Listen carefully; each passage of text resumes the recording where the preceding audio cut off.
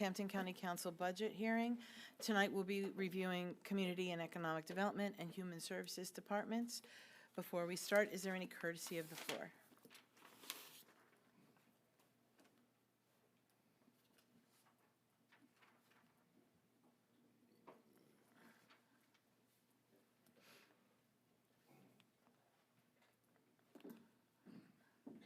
Good afternoon, all. I'm back again this week. Again, I'm Josh Peters, the president. State your name again. Josh Peters. I live in Hanover Township. I'm the president of the Fire Chiefs Association. Thank you. I presented to you guys last week about the fire department numbers that would be needed for radios on the new radio system. I had heard questions later on in the evening about the rest of the emergency agencies in the county. So in front of you is an updated spreadsheet that does include all the EMS agencies except one and 17 police departments that responded. So the numbers, total numbers are 7,008,000 that have been purchased, 19,718,000 that still need to be purchased. Out of the 34 police departments, 8 of them are school district or collegiate departments, and including the the Northampton County Sheriff's Department in those numbers. Again, the purpose of purchasing these radios is so we can all effectively communicate on the new system. Thank you for your time. Okay. Madam President, real quick, which municipality didn't respond? So So there was one that, or I don't even know if it's a municipality. Which one didn't respond? So Freemansburg Fire did not respond, Blue Valley Rescue did not respond, Nazareth Regional EMS did not respond.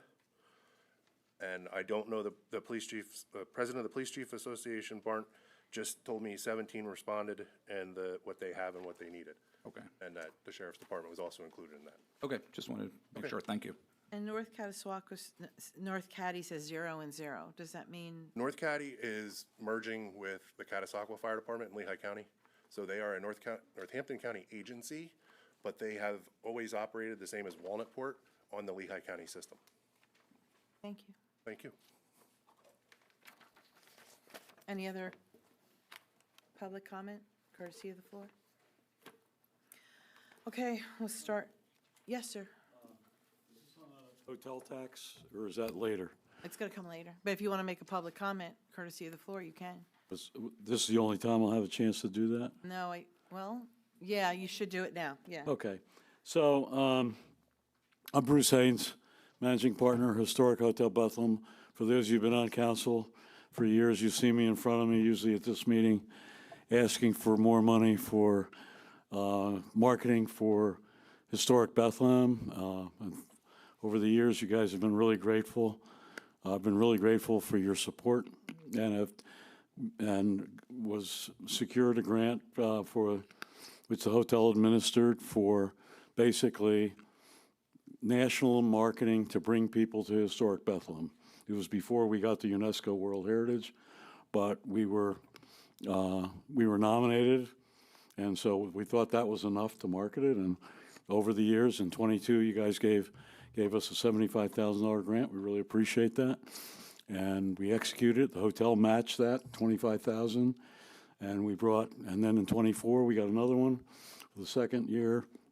And in '18, we had created a website to do this. And so the last grant ended in '25, and we drove 232,000 people to the website. The principal states were Florida, North Carolina. So we were pulling people from outside the region. Our marketing was beyond the Lehigh Valley and beyond a 50-mile radius. We're trying to talk about bringing people, stay here, stay in the hotels, create more hotel tax that allows more money to be spent. So I'm really grateful for that. And the last time at the last meeting, Mr. Heckman, I know, is he here? Yeah, okay. He made it pretty clear that this would be the last time you guys would give it, and we'd hope that the city of Bethlehem would step forward and start putting money in other businesses besides the hotel. So I'm happy to say that basically the hotel's backed away, and we're continuing to market at $8,000 a month without a grant. The hotel's doing it, and the parking authority has now basically stepped in and to fund the DBA, and the hotel's kind of out of the DBA at this point in time. So we're continuing, but in here, the county, the chamber is asking for $10,000 for marketing in the budget for the hotel tax.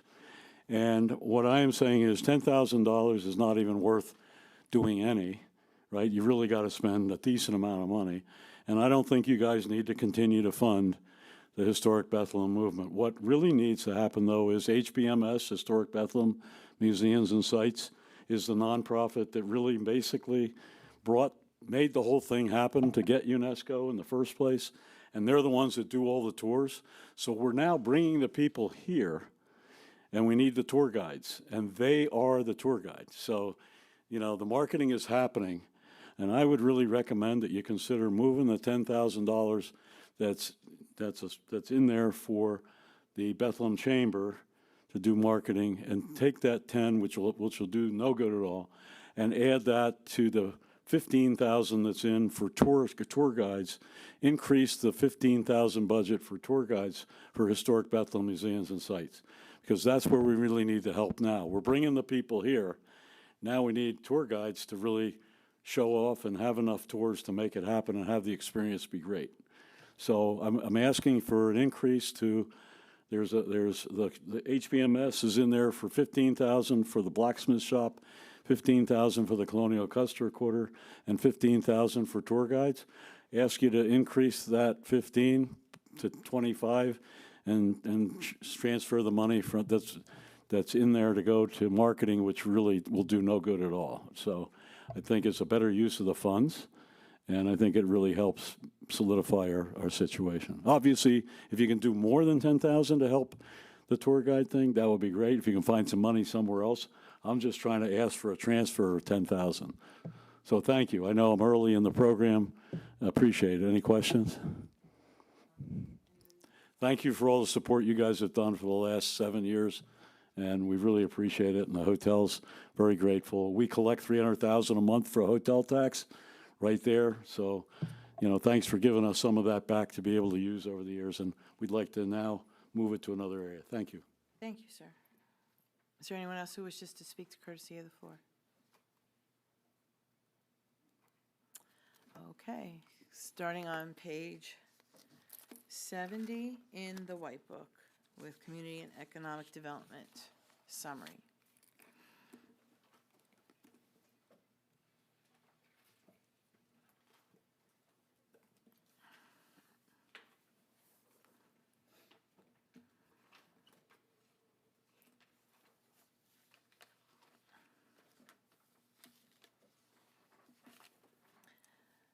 Any questions or comments?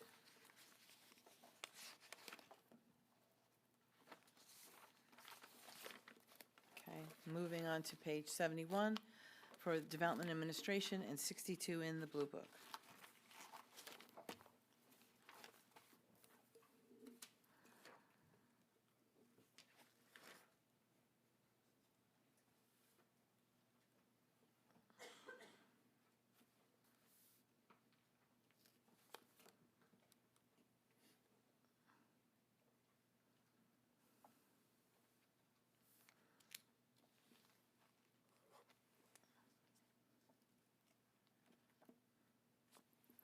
Any questions?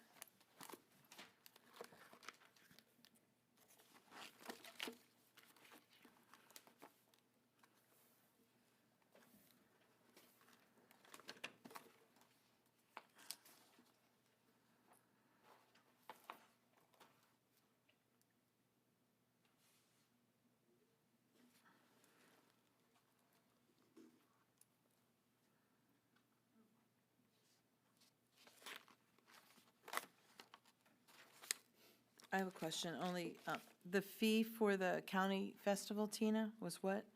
It's on page 63 in the blue. There's nothing budgeted for next year.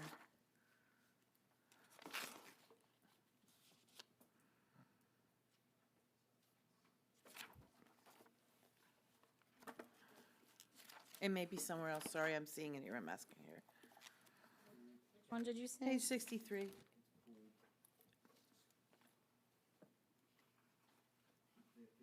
Oh, Program it's- operating it's- costs. Yeah, it's a whole number for To 2026, it's 15,000. So that 15,000 will be spent between the two events, should they continue for 2026, the County Festival and Earth Day combined. How much was the cost for this year's county festival? Estimated since May. Do you have all the costs in yet? No, we're still waiting for some of the advertising and marketing invoices. But once we take into consideration the sponsor and vendor fees, the cost is probably near $1,000. And where would those fees be reflected in this budget? Because if the cost is here, would that, It's all underneath the event, the county festival, under the operating cost. so there's nothing there's nothing here that reflects the money that we get in. It just says what it costs to do.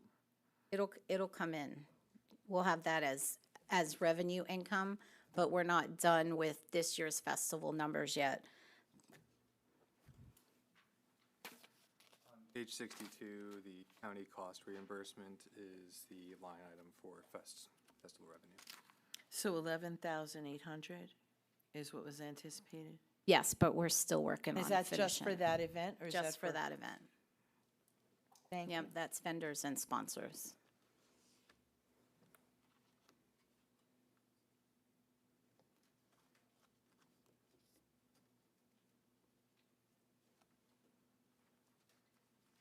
Eric, if you want to stay up there and do it, it's fine. Okay, any other questions? COVID response grants, next, 72 and 64.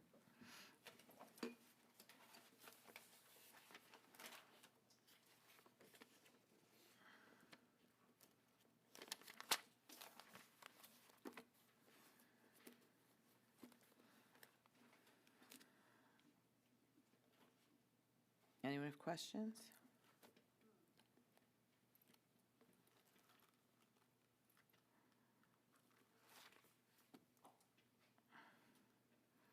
I guess I do. It's open, it's still open, so we have 600,000 under the ARPA. So what, in change, what is that open for? What are we paying for here?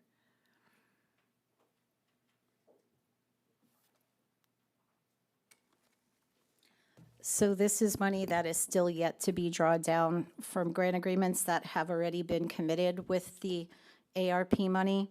So I've got a whole breakdown. We've got the mobile health vans, which still have money remaining to be drawn down, some lead-based paint projects, the Northampton through the food bank / food hub, county food bank support, and then the ARP also includes our whole home repair programs. So there's still open projects that have yet to be completely pulled down, but they are contracted. And what year did that money come And in? progress has started. It's just been a slow go since COVID. What year did that come in?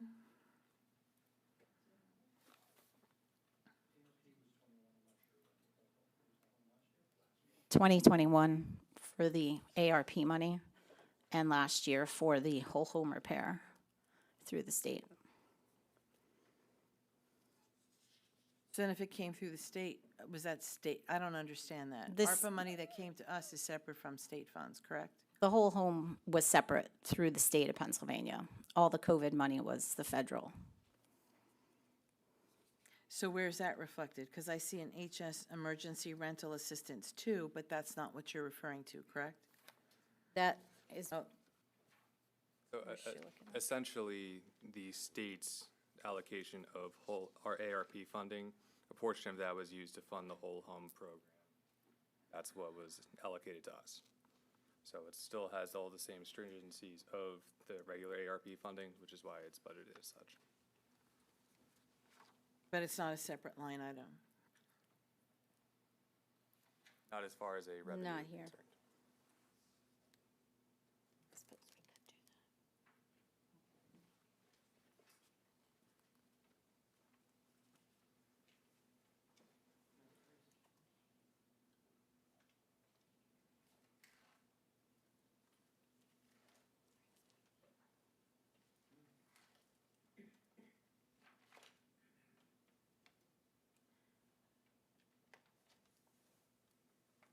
Anyone else have questions?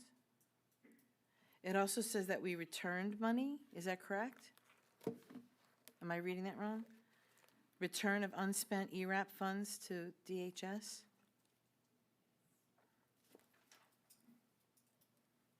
Yes, we had to return that back per the state. They asked for it back because they have been pressured through the federal government. So any unspent money was asked to be returned. What was that, do you remember what it was dedicated for or anticipated for? And how much are we talking here? 1.6 million, Wow. yeah. We wanted to use that to do some housing support and repair and sustainability, but we had to send it back.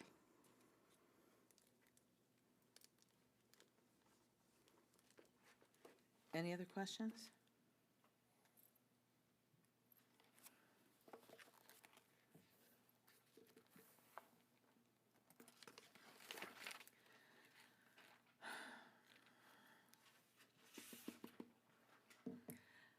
There's a, and I don't know, am I gonna go through this? Blight remediation, a new figure, do you wanna talk about that? It's listed here under COVID.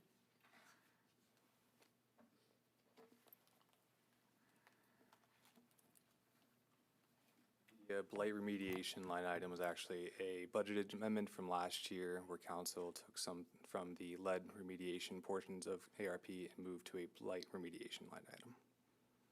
And what's proposed with that? What are you hoping to do, or? We're looking for a more larger scale project to kind of address blight in the county. Trying to, while there's many piecemeal projects out there, we're looking for the right project that can actually benefit from this influx of money. So do you have an idea, or you say we're looking, so did you find something, you just don't want to announce it yet, or are you, There's nothing finalized yet. okay.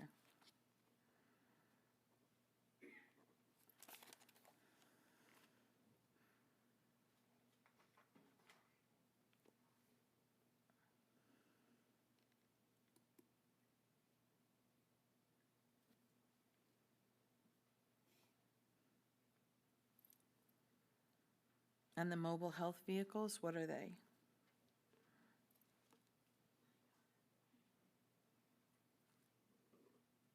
This is still, as I said, the continuation through the COVID money, ARP projects. LVHN, we dedicated money for a mobile health van for them, and also St. Luke's through Star Community Health. So these are still drawdowns, or? Yes, they still have money to draw down from the existing project.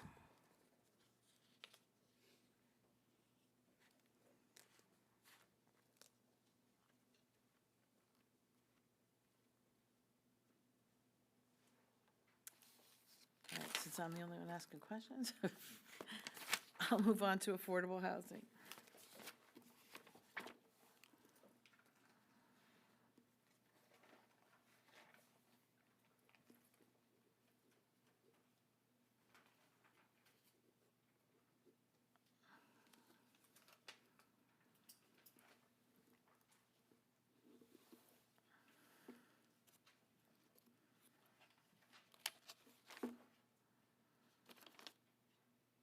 Are these grants dispersed through CACLV or through your office? These are distributed through DCED. We did not have a round last year, just due lack of funding, so we are working on a round actually currently for this year. We have $400,000 in the budget for that. So that list should be coming in the next couple weeks. And the funding source for that is? Deed revenue.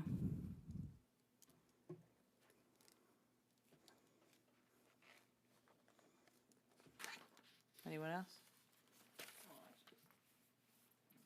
$1 million that's been discussed with the Dixie project for this, is that, have we received that? Is that pending? How is that working? No, that's pending Based whether on or our not the vote? TIF moves forward. Yes, you didn't vote yet. $1 million for our vote.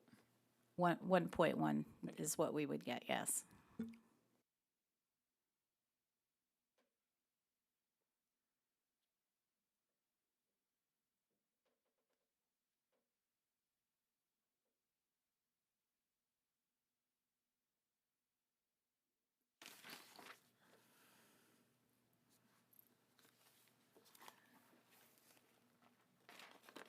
there's no other questions, we'll move into grants.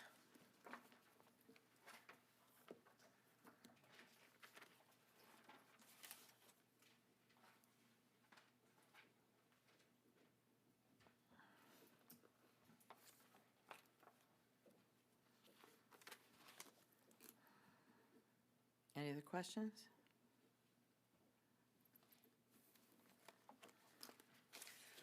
Hotel room rental tax, 2,000.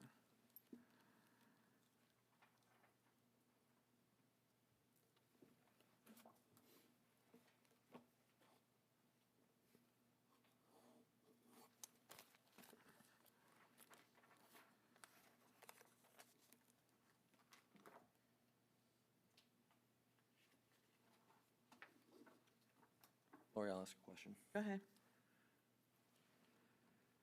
I guess my question would be, if we budgeted for 3.8 last year and we only spent 2.6, what are the contributing factors? Why we don't spend that full amount?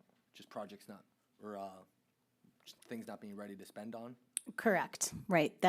It's granted out, their agreements, it's allocated. It's just that the entities that receive the grants have yet to do all the drawdowns.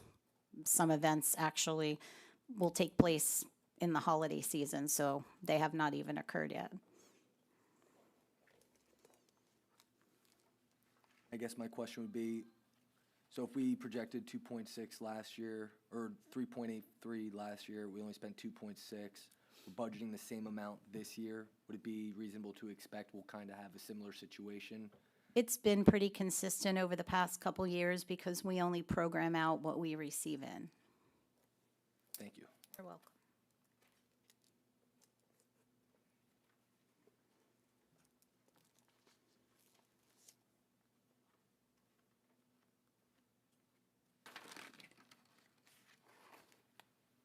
So this 39.7 is what Mr. Haynes was referring to? Bethlehem UNESCO Heritage Marketing?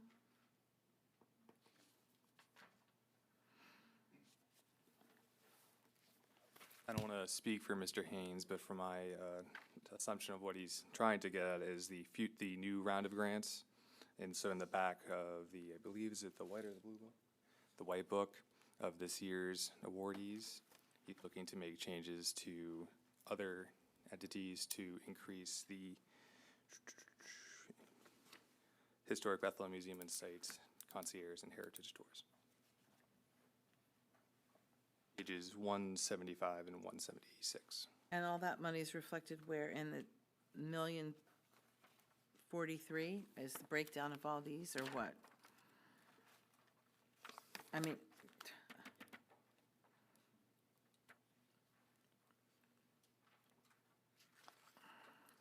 Apologies, 1 second. well, no, because it's not together, so. Yeah, so new grants are under the 1,043,000. Everything else that's listed below that is already contracted grants. So what we've been trying to do is condense it so you don't have multiple years worth of grants under each entity. Now it's in the back of the book so you can see what the current year's new awardees are. So I assume we should go to 175, and do we have questions about these grants at this time? Was there a council member that sat on this team? Okay. Did you want to say anything about these, Jeff, or? No, I thought the process was fair. The conversations among the participants was stimulating.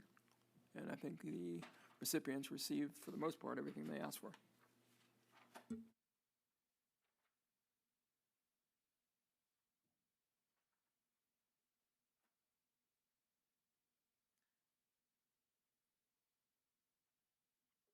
Are these just grants and no responsibility to match?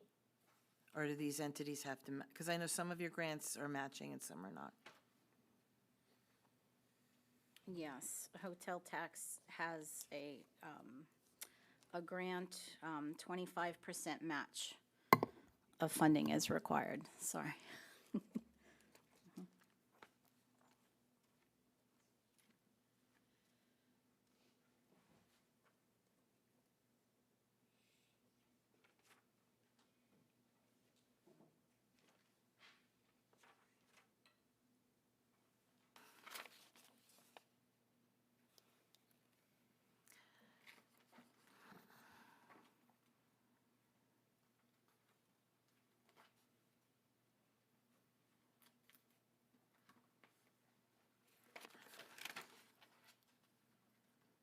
I see where he's referring, okay. I have to ask this in honor of Mr. Heckman, who is not here. I see two separate, well, I see the Arts Quest and Lehigh Valley Iron Pigs collaboration for $10,000, and I see a $25,000 Banana Ball World Tour. So can we talk about those? Because it wouldn't be fair to Ron if we didn't discuss the Iron Pigs. So Iron Pigs, again, is bringing back the Savannah Bananas Banana Ball. They had 2 or 3 sellout games last year, and there's going to be selling out again this year. The Arts Quest, next year in celebration of LV 250, you'll see if you've gone through the grant list, a lot of projects that are specific for that. And Arts Quest and Iron Pigs have done some collaborative work as Arts Quest, Iron Pigs, and Bach Choir. So a lot of our nonprofit entities are working together to put on special events in honor of the Lehigh Valley 250 next year. Are there other partners that are joining them? Like, what's the breakdown of other funds that are coming in for that? I'm not sure. I mean, I'd have to get exact budget for exact project. I don't have the budgets with me, but there's a lot of cooperation and collaboration going on between all of the tourism-related nonprofits. If there's something specific you want, we can look at the actual budget. Well, I mean, just because if, something like, some of them are, we're sitting here with Lehigh Valley Planning Commission last week talking about bi-county partnerships, and some of these would be equivalent to that. So I think we should have the breakdown of percentages of, are we giving 50-50 with Lehigh, less, No, because more? it's still gonna, I don't know what Lehigh County's contribution is, but hotel tax, they would still have the same match grants, so that 25% of funding is coming from other sources.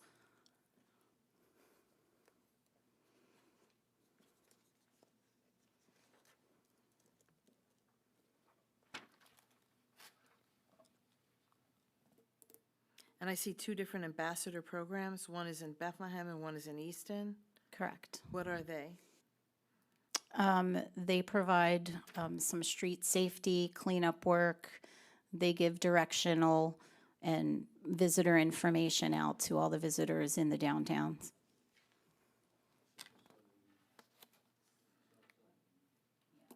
Bethlehem is south side.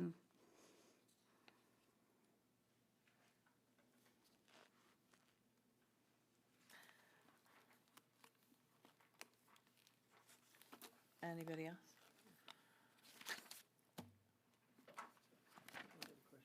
Go ahead. The Historic Bethlehem Partnership, could you clarify what that is? They're in for $753,000.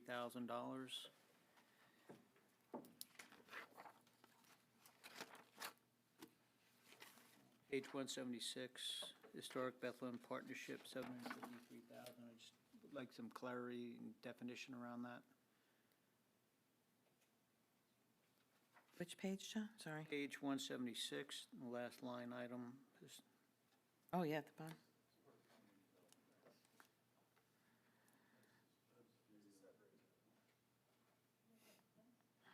That's what was carried forward, correct? It is not a new award, so it's a carry Right. forward, but I'd like to understand what the entity is that has the money.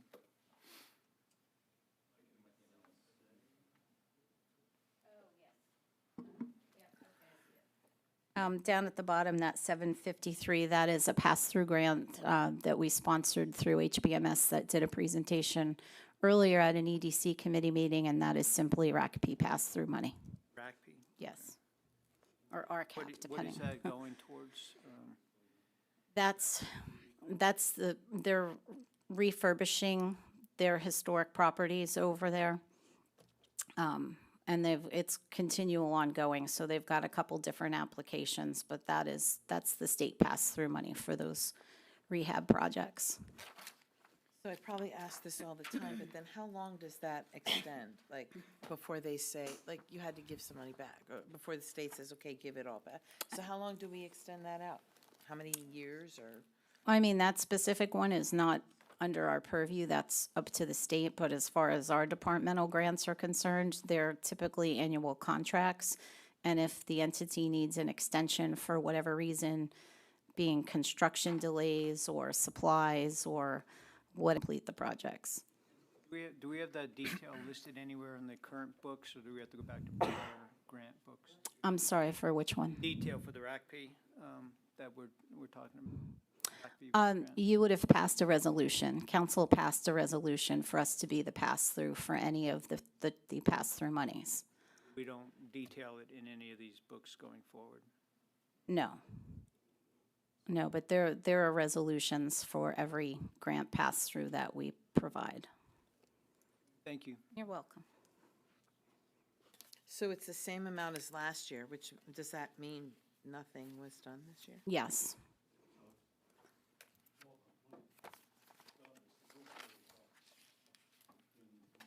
You can't talk from there, you have to, I mean, do you want to Bruce come up has an and- eye on the downtown. Go ahead, you could say. If you have information, I'll take your information. He said it's the Grist Mill House. You want specific property? So if it's done, why is, so, I don't understand. So it's done and we don't need the money, is that it, or?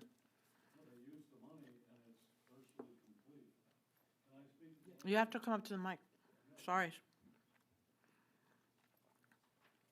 This is an incredible project. This is helping the UNESCO World Heritage. It's in the Colonial Industrial Quarter, where they've already redone all the buildings down there, and they're trying to reopen buildings that have been down. So they got a grant from the Historic Commission of Pennsylvania. They spent the money last year. They opened the Gristmiller House. It's probably in the completion phase, would be my guess. It was a big deal, and it really enhances the guest experience of the tours that I'm talking about, because the grist mill down there was where the grist miller lived. It always was just run down, and it was boarded up, and it was not structurally sound. They rebuilt it completely, and they had a grand opening about a month ago.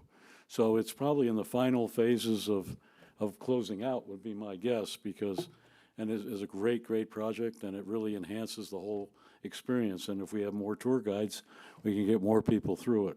And then they're actually going through another one, which we're helping sponsor, to actually open a glass patio off of it to overlook all of the Colonial Industrial Quarter with the various buildings in the Colonial Industrial Quarter, which is the oldest industrial park in America. So it was a great project and a great job on their part to get the funding from the State Historic Commission. Thank you, Bruce. Thanks for being the pass-through agent to make that happen.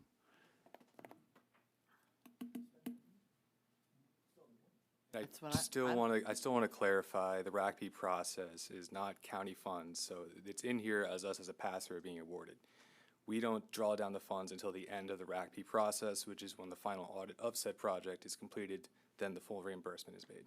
And we don't even possess the funds, are we just the pass-through we get We are from the just a state? pass-through, We so sign on. once the state notifies us that all their requirements have been met, then we'll release the funds.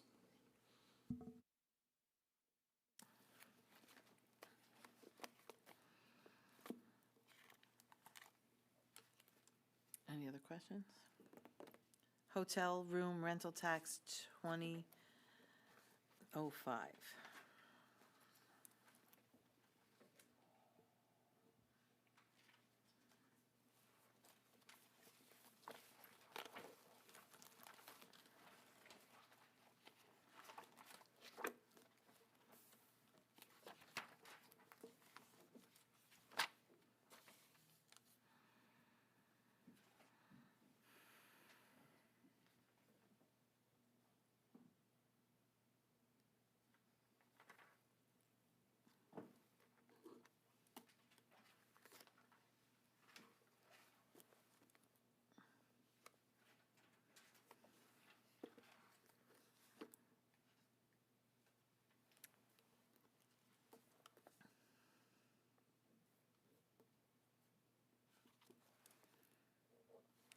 Arts Quest is here, so is this the one we passed years ago?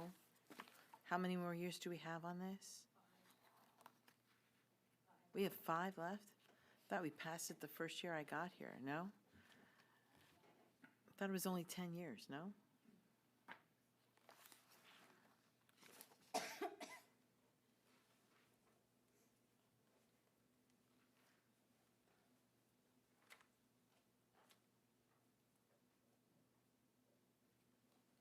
No other questions? Community development grants. Page 77, 69. And am I looking in the back for these as well?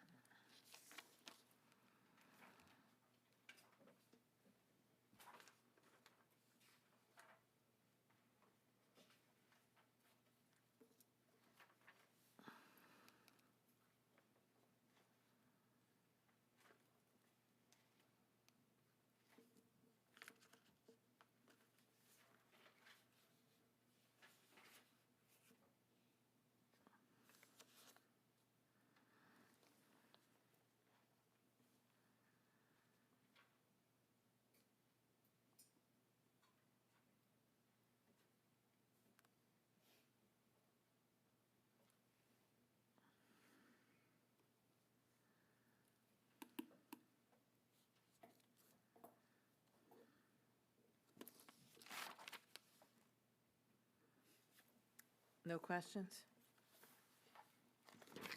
Moving on to gaming host county tables.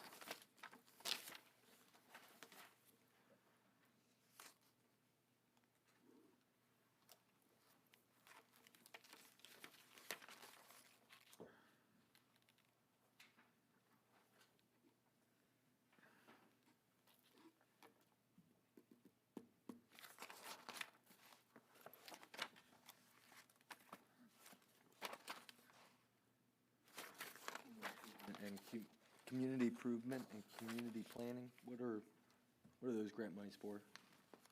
I didn't hear you. Community improvement and community, $1.1 million worth? Community planning, that's our money from we've got senior home repair money in there, and that's money that we've had for our housing plan. That's money where we had Lehigh Valley 250 got their money, and then the community improvement is Rising Tide, and there's money for agritourism, and there's money in there for the water sewer.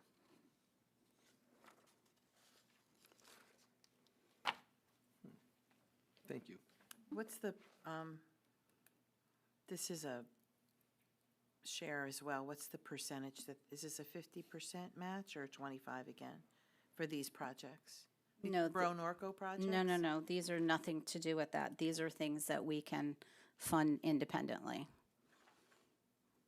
But so the safeties are under here, not the Grow Norco? No, Grow Norco's not here. Well, it says, That's EMS Public Safety. okay. Yep.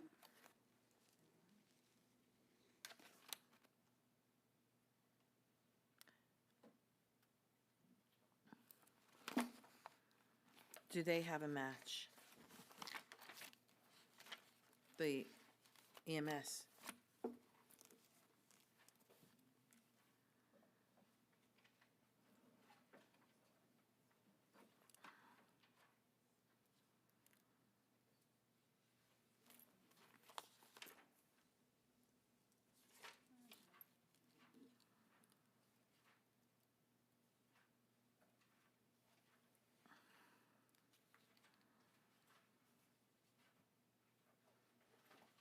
Yes, no?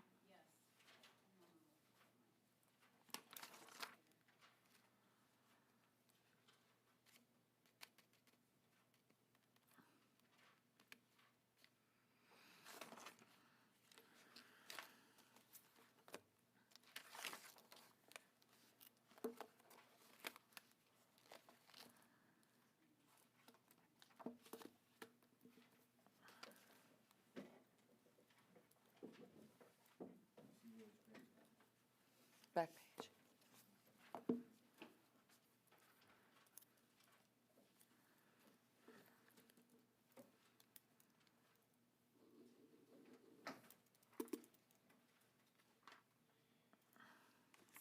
Sorry. Yeah, public safety is $1 for every $2 granted, a dollar match for every $2 granted.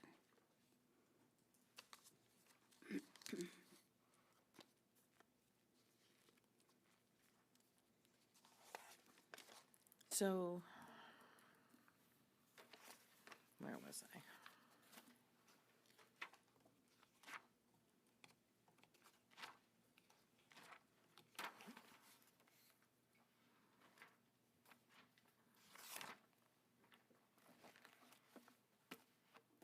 So is it possible to put more money in this fund?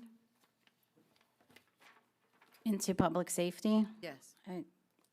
perhaps in the future, but not for right now. We've granted out everything that we've had in our, we had a $600,000 budget. Just over $875,000 in requests. So it was $275,000 in extra requests that we didn't have funding for. Sorry, say that again, the last part? $275,000 approximately. Was that split over several, or was several projects? That- or- No, that was the request, the excess we got in request over what our budget number was for all the grants.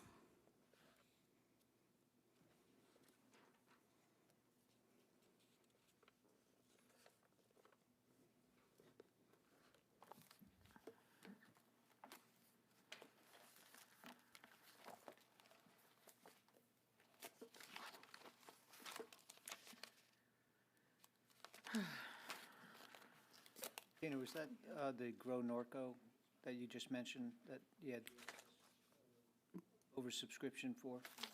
That was public safety. Public safety? You're welcome.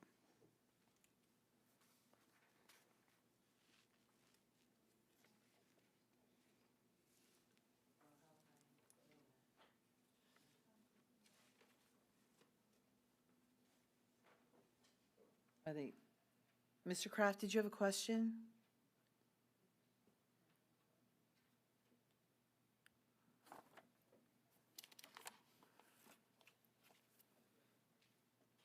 I can't hear if you're trying to ask a question.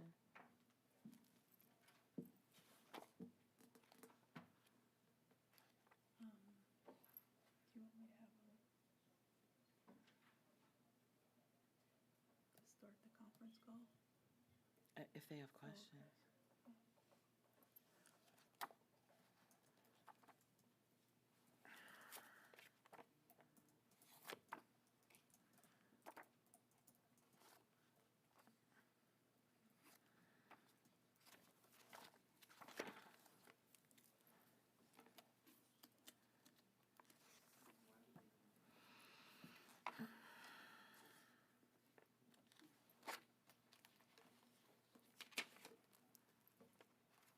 Hello?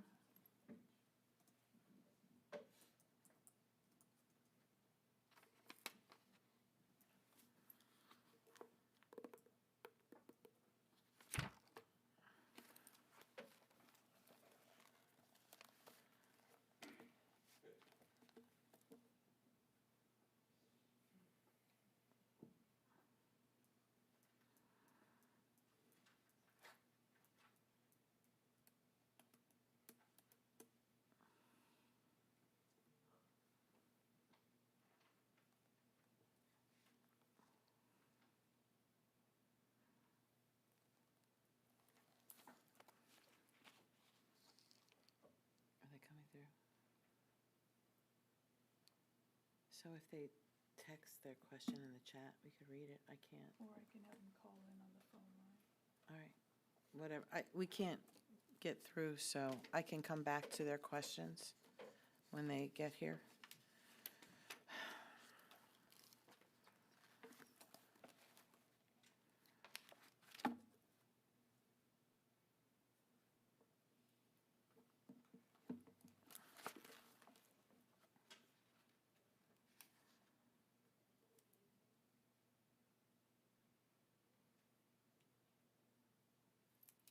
Groton Orco.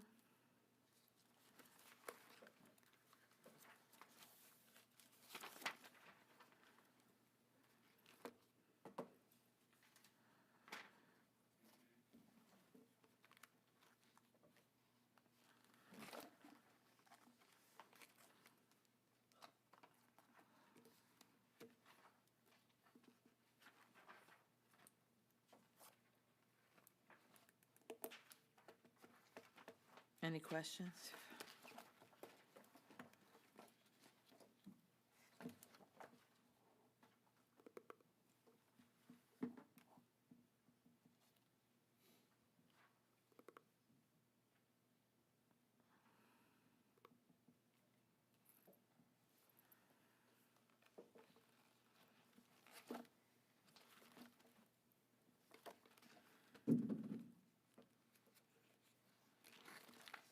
They're not in yet.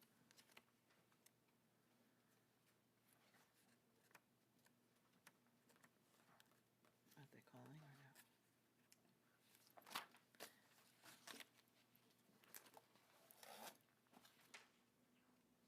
EPA Brownfields.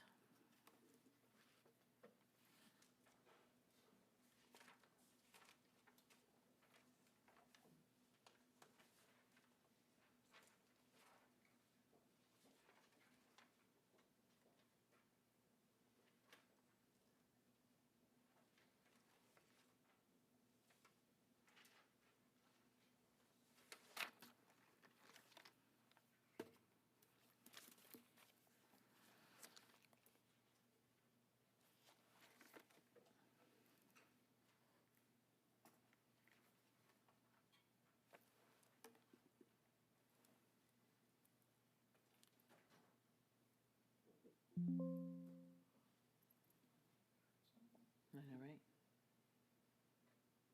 Hello? Hello? Oh, that was me. Great. Moving on. Revolving loan, EPA.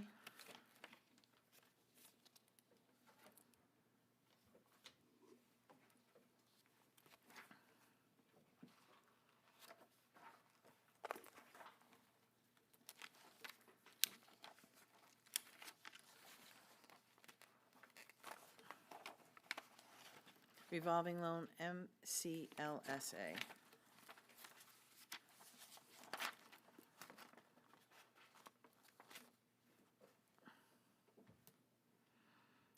Welcome to the audio conferencing center. Please enter a If you're the leader, please. If you scheduled this meeting, please enter your PIN now. You are now joining the meeting as a leader. Hello?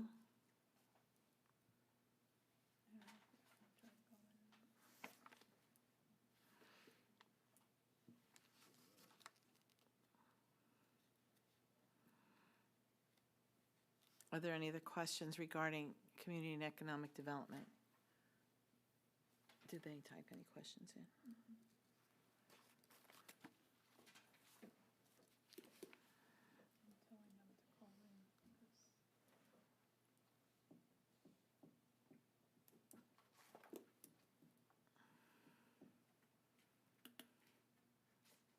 If you don't mind staying, we're trying to get them to call in. They may have questions. I'm going to move on in the interest of time, and so we'll just double back when they get here. Next, we'll move into the Human Services Program. Page 150 in the White Book.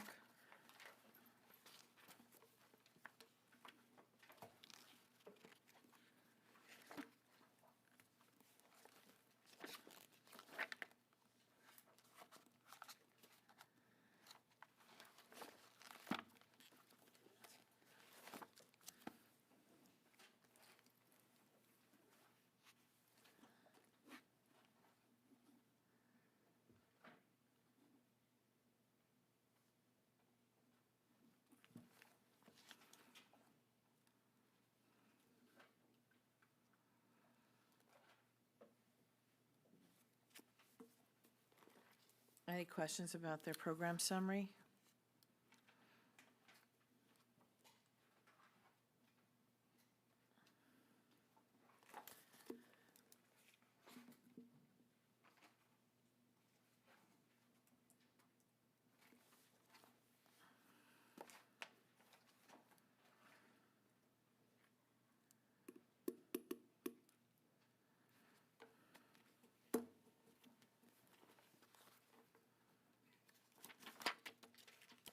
Human Services Administration, page 152.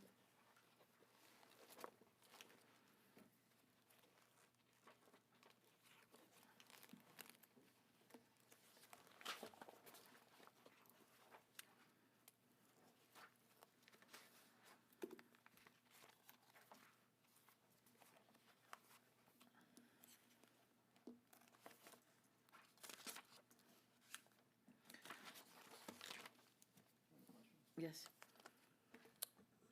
Can someone explain the deduction in personnel from 25 to 26?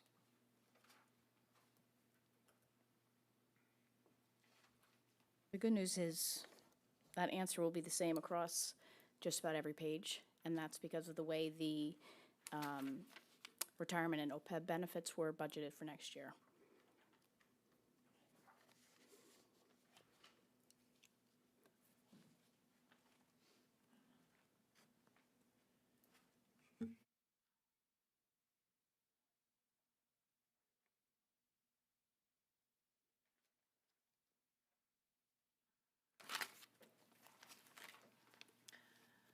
Human Services Grants,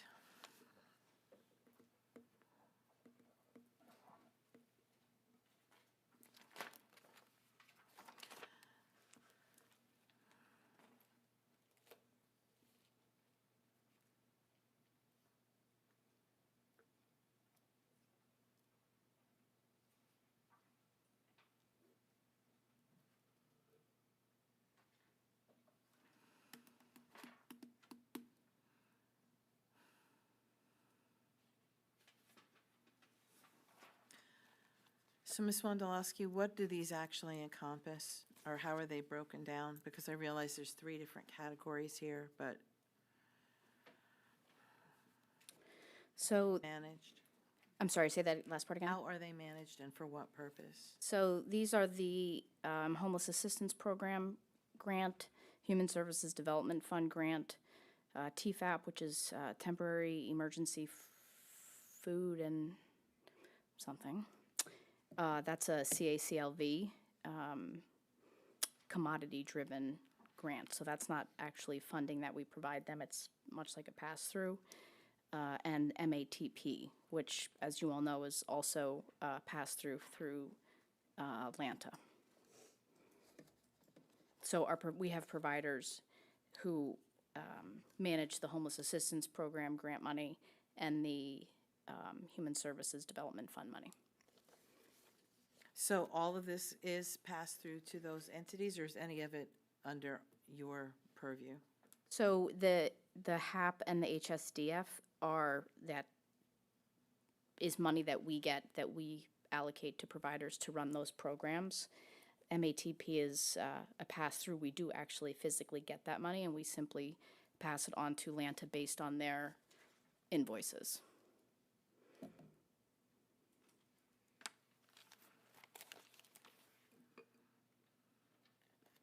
When do these funds come in? I couldn't give you a date, like in terms of July 1st, but it all runs on the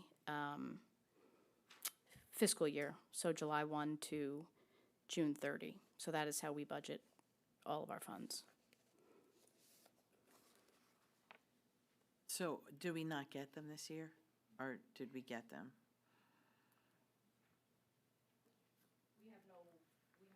No money from our state allocation.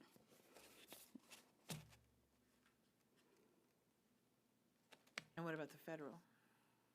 Because again, it says federal, HS block grant, MATP. So, The MAT, Brandon's going to see if he can look. I have no idea off the top of my head. I mean, what you're saying and the letters you're using don't match the letters on this page, so it might be somewhere else, but that's why I'm asking you. Because all we get is categories and not specifics. What page are you on? I'm on 163 in the blue book. Oh, Blue Book? Hold on. I mean, I know those are it's correct what I told you. I'm just looking to see Oh, how I'm it's sure. written. I don't know how it's written. I mean, this is where we ask, and, and it's just listed under grants and in intergovernmental on Correct. 153, so. Yes, But so it's- that's not, you're correct. It's never, that has looked the same as far as I recall for 8 years, it's just not all spelled out the way that the county does the budgeting on paper. I'm assuming when it says projected and actual, like, that's money that we did receive or For 2025, correct. did receive? So that's for fiscal year, so projected for 2025. So the county operating on the calendar year, that's why we'll have that. But the money that we have received is from July 1 of '24 to June 30 of '25. So in '25, that is how much we project to spend. We probably don't have all of those funds because some of them, because we didn't get our new allocation starting July 1.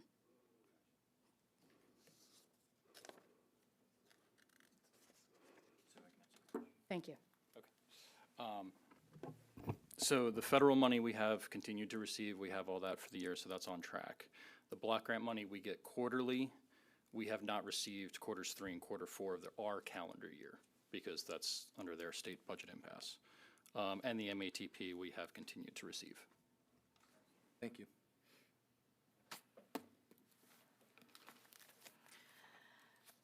Next is Human Services Facility.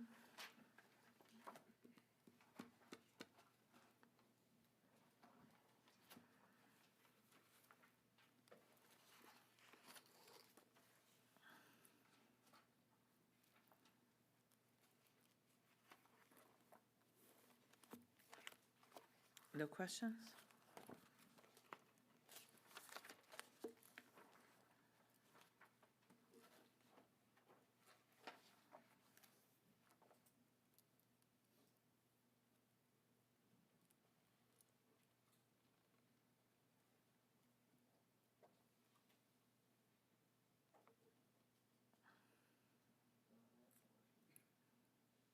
Under pool professional services, I might have answered my own question. We budgeted $6,000. We only spent $1,400, and now we're back to budgeting $1,600 this year. Were we anticipating something in 2025 that we didn't end up spending money on? Are you on facilities? I am. Did I go too far? No, Yeah, no, I'm I sorry. jumped ahead another Pool page. professional services on page 165 of the blue book. It's a Mine's small not number, but broken I'm down just quite that wondering. much. Hang on one second. All right. Tell me which line again, Mr. Gafredo, I'm sorry. Pool professional services. There Page was 165? Yep, I got the right page. Budgeted $6,000. We only spent $1,400. We only spent $1,200 in 2024. So we jumped up for a budget. We didn't spend the money, and we went back down. Was there anything in particular there we were budgeting for, or is that? No, and that's, I can't answer that specifically. That really falls under, that department falls under Mr. Emili. So I have general information about it. I can get that answer for you. It's $5,000. I was gonna say, because one of the things that we budgeted for this year was, like paving of the parking lot, which is way more expensive. We're on hold for now with the budget coming, waiting for that to come through, but any specific questions I would have to get from him. Understood. Thank you. Sure.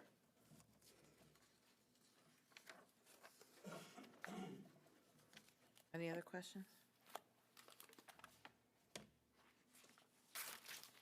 Information and referral, emergency services.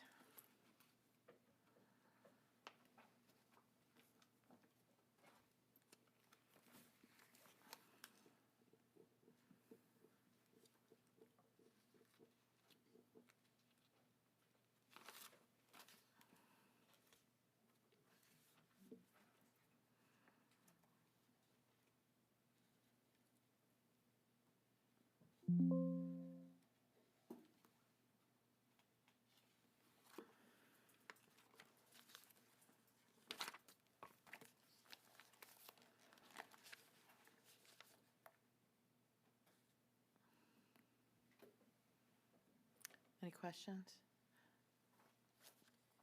There's a small amount of fees. Who pays those, or what are they for?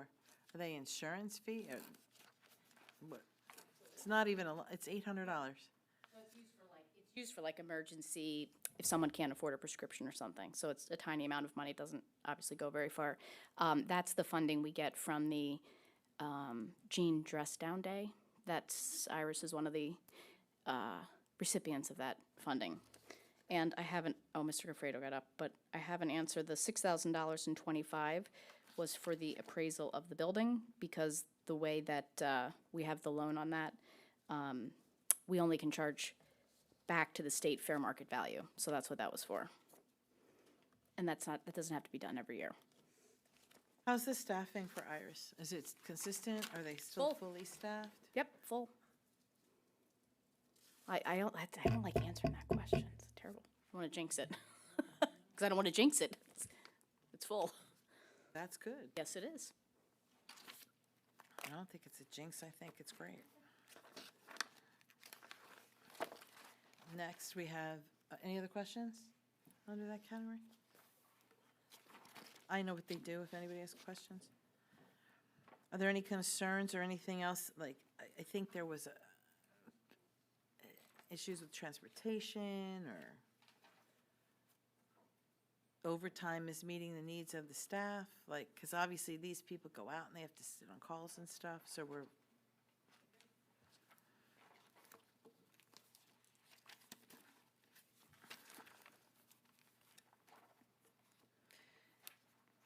And who only budgeted $100 for an employee background check, never had to get an employee background check, so maybe we should, like, look at that.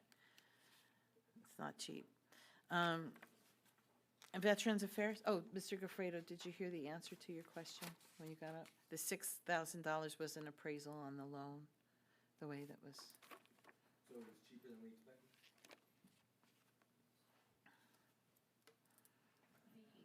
Building has to be reappraised every so many years. I don't know if it's 3 or 5, I'm not sure, but based on the way the Human Services building was purchased, we can charge back the state rent across departments, but we only can charge them back fair market value. We can't make up a number, so that's why the appraisal has to be done, again, every a certain number of years. Thank you. Yep. And is the director for Iris here? She is. Yeah, could. Chelsea, wave. There's Chelsea. Yeah, it's nice to say hello to the people who know and don't know, so there you go. Thank you for Sure. all you do. Next, we have Veterans Affairs.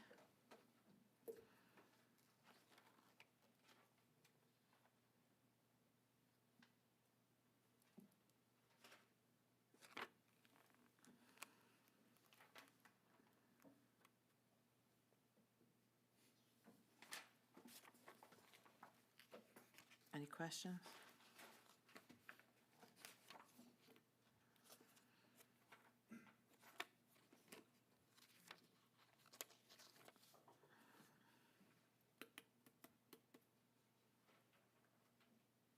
Nothing? Did we fix it? Oh, my God, is that Gosh, the voice we hear you. from the great beyond? Can you really hear me? A little bit. Sweet Jesus, You're we soft, do. which is rare, but Yes. go ahead. Wow, it's amazing. Okay, I'm glad I can be heard now. Somebody must have plugged something back in. Did you have a question about something that we did 20 minutes ago, which I will entertain? No, I just thought the system was lagging because it was taking so long between questions with no questions, or something was going on. That might be my system. But that's about it. So you can hear me. I wonder if Kelly can be heard too, because she was on. I don't know if she has a question. Can you hear me? Yes. Okay, that's good. Did you All have a right. question? Not at this time, no. Thank you. Next, we have Graysdale Nursing Home.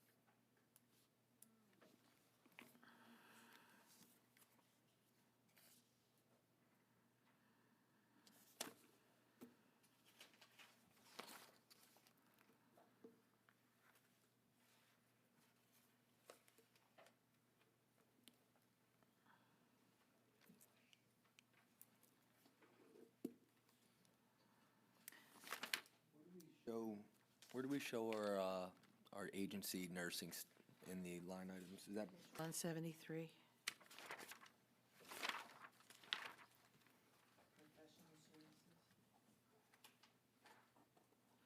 This budget is based on what census?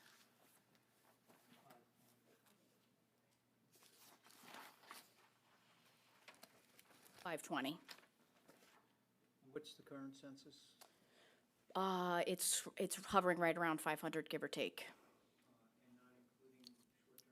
Inclusive of short-term rehab, if I'm not mistaken.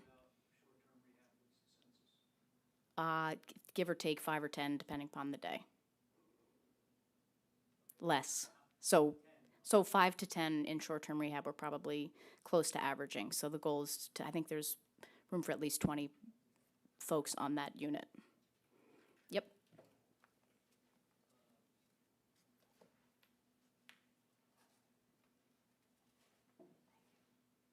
I guess the first question, which, I don't know, under intergovernmental, I don't know why you keep running back there unless you're trying to get steps. Come on down.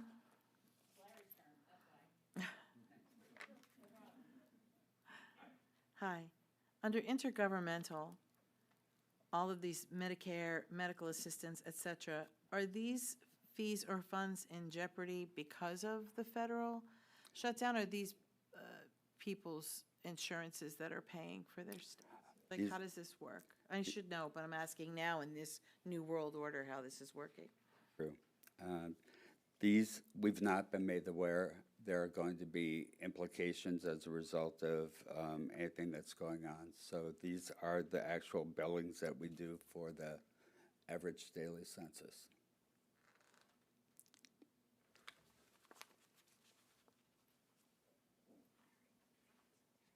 And everybody has either medical assistance or Medicare. There's no private pay?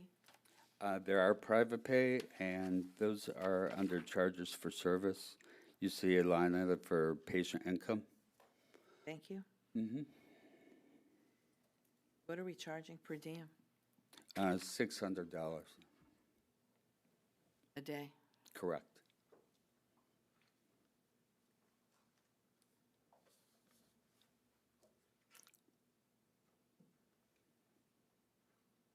Hi, Larry.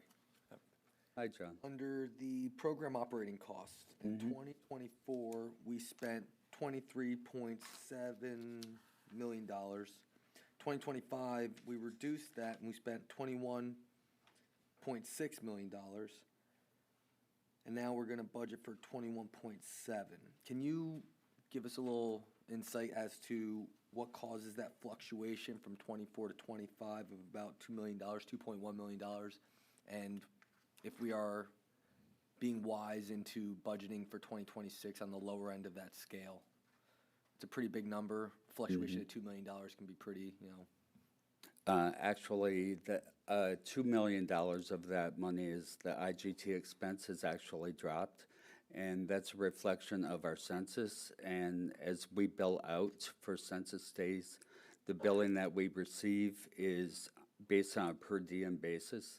And so therefore, the cost as well is built on the census. So since our census isn't as high as we anticipated in 2024, we saw a drop in that expense. So is it fair to say if the census goes up, the revenue will go up too, and it'll Correct. Revenue goes up proportionate to census. proportionately, so That's we'd correct. be covered? Yep. So how do they determine that? Is that annually? Is it quarterly? Like, when they're looking at that IGT funding, how often do they reassess that? Or if you're That's down an for the annual- year, you're down? I'm sorry. If That's you're- an annual contract, yeah. And do they determine that amount Pri- before July 1? That's, no, it's after July 1. We actually signed the contract, I believe, toward the end of, right now, we've received the new contract, so November. So it was after the budget was actually presented.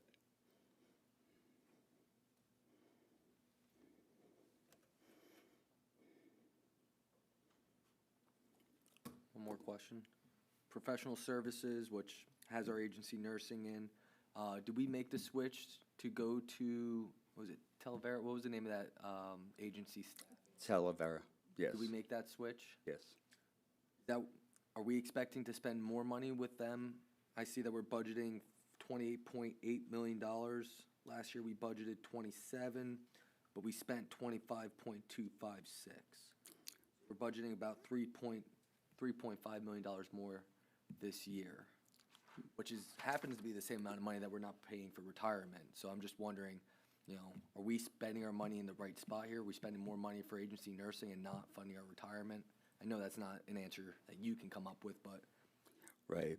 as far as the agency nursing goes, are we going to be saving money going forward in 2026? We absolutely will be, yes. Why are We're we seeing- budgeting more money, do you think? This budget was prepared in July, and Talavera wasn't on board at that time. Should we make those adjustments? Subsequent? I'm sorry. This is not a question, I know you didn't. Okay, I'm sorry. Should we adjust this budget to reflect what we anticipate to spend in 2026? It sounds like it might be a couple $1 million. You're correct on the dollar amount. Thank you. Sure. So under program operating costs, could you explain what the IGT expense is? Sure, that's in order to receive the per diem revenue.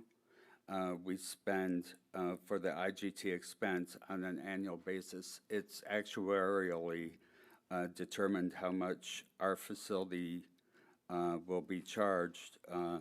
It's a federal, we send money in, it is matched by the federal government and comes back to the nursing home and a portion of our per diem. And it also goes to Health and Human Service, other programs. And similarly, the NH assessment fee. That's the nursing home days assessment, and that's based on a quarterly census review.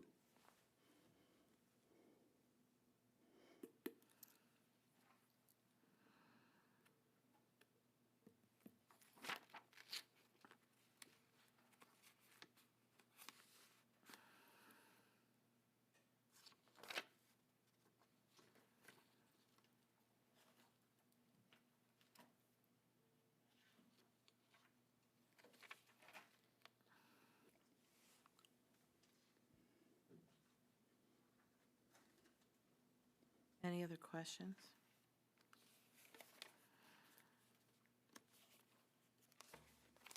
Thank you. Mental health?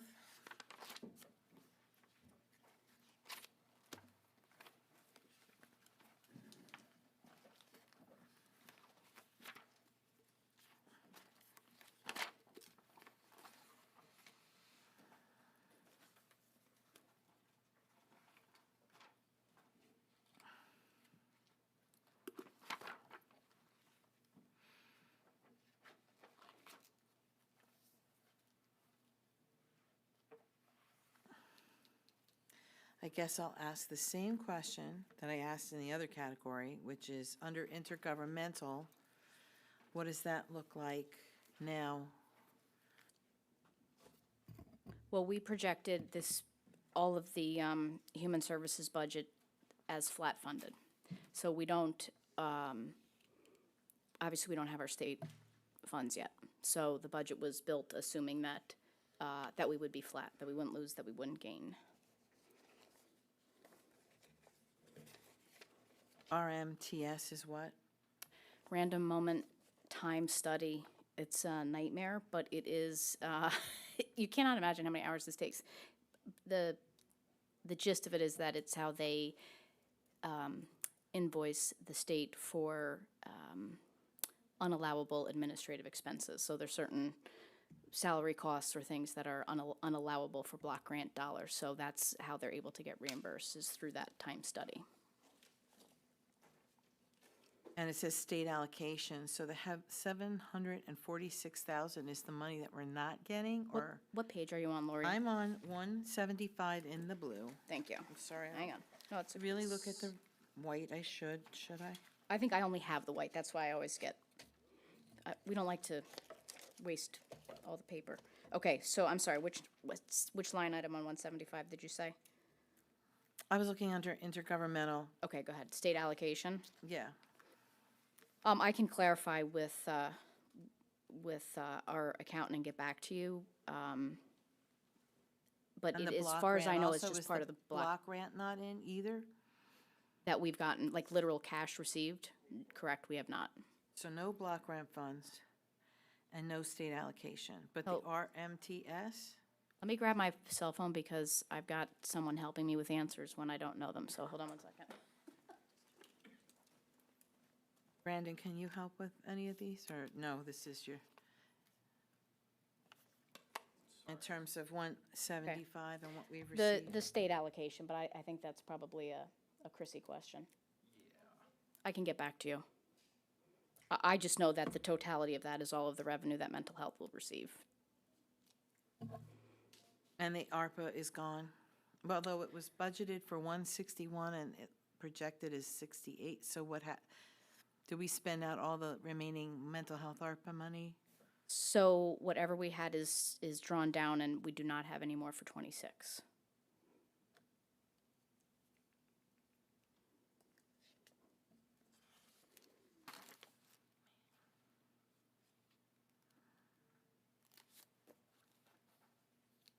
Pooled professional services was also cut 42% on 176. What would those be contracts that you're not renewing, or is that internal? Pooled professional. I'm at pooled professional. What did you say? 66999, it's Yep. 42% cut this year. So what I'm pretty sure that is, and I will correct myself before we're finished tonight if I'm wrong, this is one of the questions that comes up every year in terms of why we have more money now or less money now for the fiscal year versus the calendar year. So because we receive our money on a fiscal year, but the county works on a calendar year, say we get $100 as our allocation, and we spend $40 from July 1 to December 31st, that means we have $60 left for the second half of the fiscal year, which is the first 6 months of the year.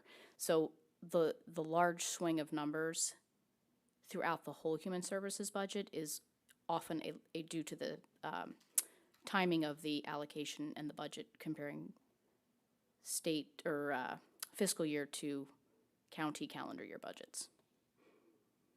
But we're not anticipating any, again, we budgeted for no increases and no decreases. And pooled subcontractor services is a mighty hefty number, so that's all the different agencies and Correct. contracts that we have? Correct. And that's the bulk of what we spend our money on.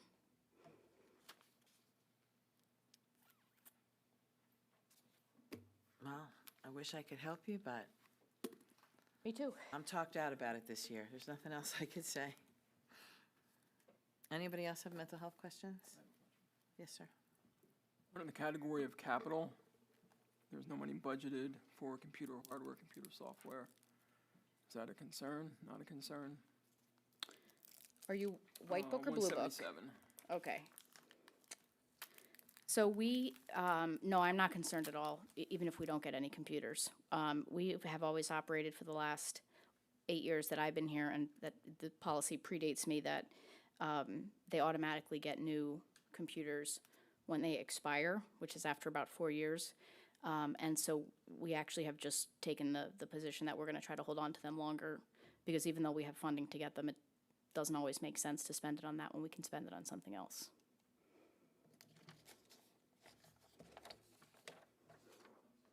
It's okay. So, yeah, looking at 2024, nothing. Last year you had some, so it's like in a 2-year cycle you're working on this? It's really every year we usually budget at least a few every year. That's what we've done historically. So I think in mental health there are 25 full-time employees. So that's how many computers we have in mental health. And so that probably means that there's about 5 or 6 per year that we used to buy. We're budgeting less than that now. And that actually was something we talked about and decided before the state budget allocation or the state budget impasse happened. Thank you. Sure. How are you set for staffing in this department? There's a few vacancies. It's not, they're not, every time we are completely full, we lose one. But I think overall, TIF is doing well. Are we losing younger, new staff or older staff retiring, or is it a mix? No, it's, our tenured staff are here. You know, they're bought in, they're in the pension system, they stay. I think what we're really seeing is, now when we hire folks, they're not staying for 5, 10, 15, 20 years all the time anymore. And so among some of the younger crowd, there is definitely more frequent turnover. Being very nice to hide Tiff in the back, behind the pole. I didn't tell Tiff where to sit, I for know the record. you did it. I know she self-selects. What do you want for Christmas, Tiff? A state budget to be passed. Thank you. I know she is the best speech maker in all of DHS. No, she does a great job. I thank her for what she does and her staff. Anybody else? No? Developmental programs. Same thing, right? Same cinch. So I guess I have a concern about this one in terms of like waivers and actual people's, like, what's happening with that? If we're flat, are we flat funded here or no? We are anticipating flat funding, but that sounds like it should be a topic for a whole other human services meeting in the new year, because as I've talked about before, developmental programs is definitely, in my opinion, the most complicated human services program, maybe besides health choices, but it's definitely developmental programs. And so the state is changing the way that they are, that we'll be managing that money, but I don't have all the details yet, but I think that would be something Lisa could come and talk about next year, once we kind of see how everything shakes out. But do we have to have concerns about folks who are on waivers or have living arrangements, or are the organizations working with us and we're holding steady, or like, how are we handling that? We, the folks who are on waivers, we do not, that money currently goes directly from the state. That money's not sent to us and then we pay vendors, so that money is, I am not aware of any concerns with any of our developmental programs, adults who are living in placements and funding related to that. And what about services? How are the service providers as well? I think everybody is holding as well as they can. You know, there's some places that have paused services, obviously, and we look forward to having our state funds to be able to make sure everything is, that all of the providers are taken care of as well. So we have them when this gets passed, and we need them still to be there. Moving to early intervention.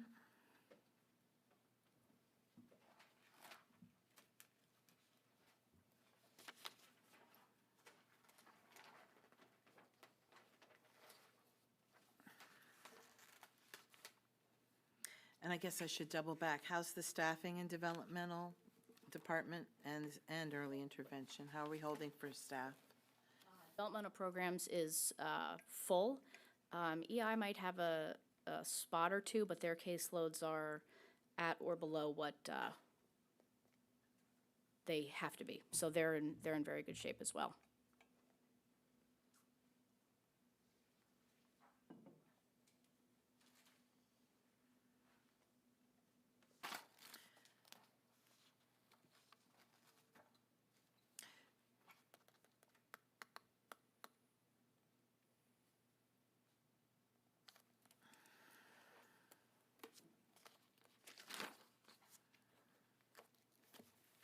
I guess the same question applies. Are we in jeopardy of losing? I guess this is across the board, but why I'm asking it each time is there one area that's more at risk of losing contracted spaces or services? You know, like for early intervention, are they going to close some of these specialized daycares, or are they pausing those? Like, we don't. Like, are they cutting hours? Are they cutting programs? What are we doing? So really the funds for EI, obviously in addition to the county staff, are for providers for physical, occupational, and speech therapy. So there's, that's certainly one area where we have a lot of smaller providers or solo practitioners. And some of them have been in direct contact with me and the county executive, and I would say that by and large, folks continue to be as understanding as they possibly can be. And I've been very clear that I know people can't work for no pay forever. So my last call with the state, there certainly is a concern across the entire state that there'll be providers who end up going out of business, not specific to EI, just in general. So that's a big concern for us. Long term, like not today, but. Next, we have children and youth and families.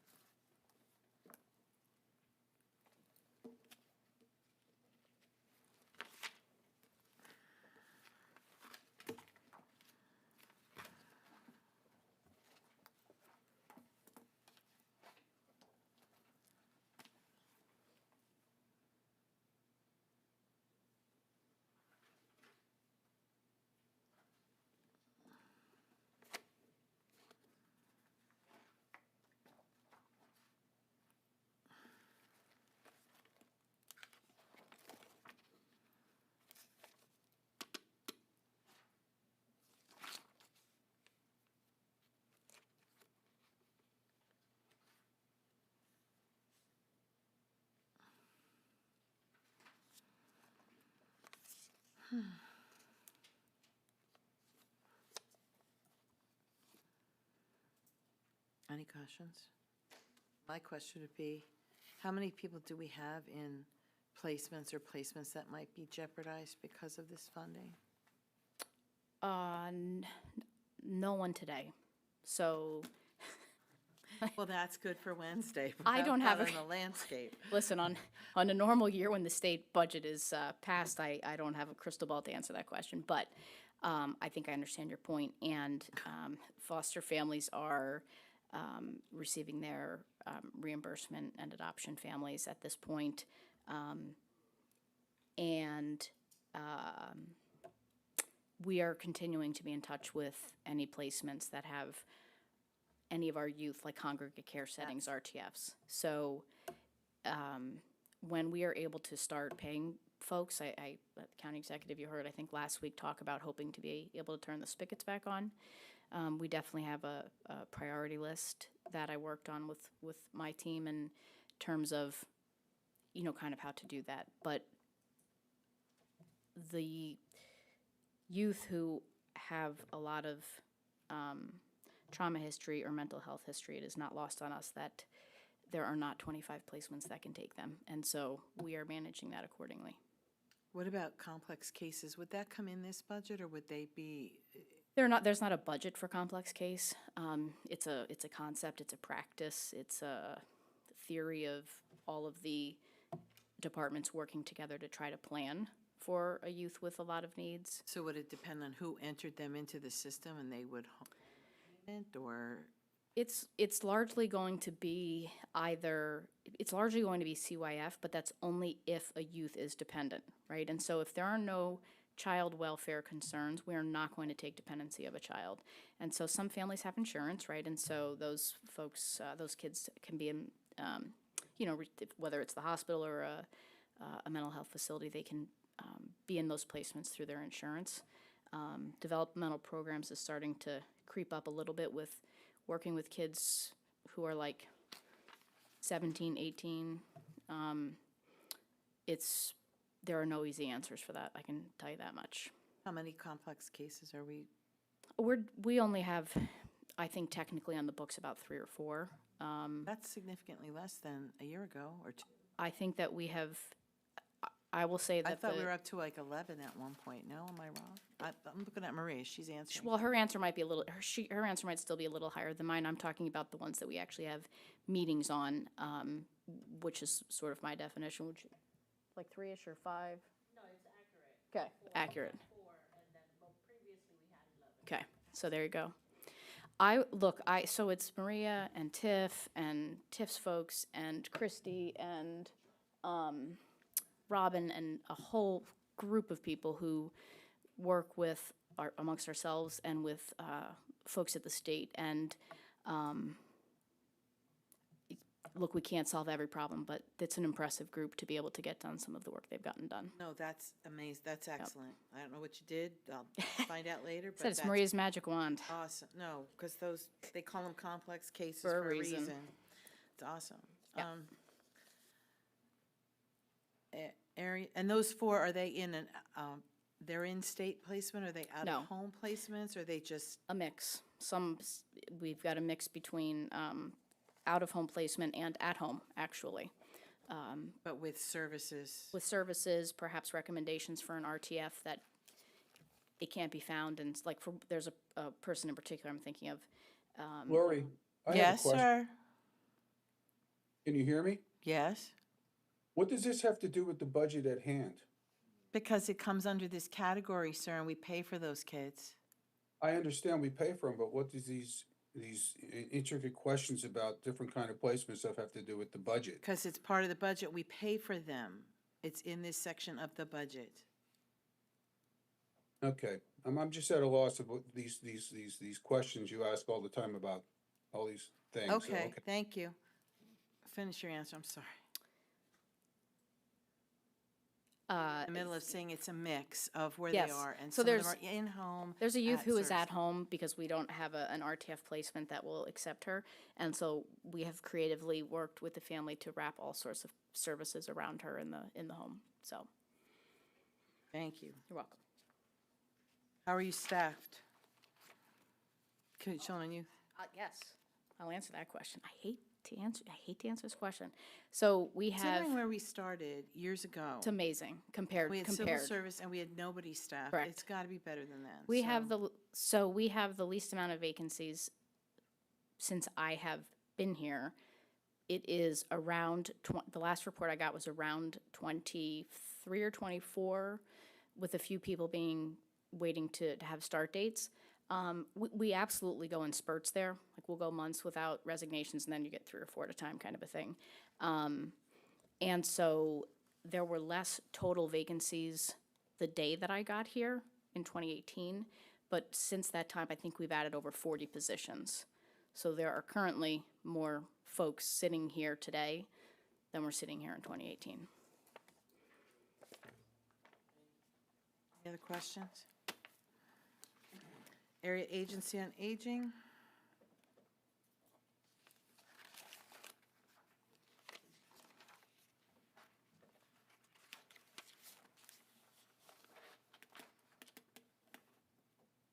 Same question on staffing.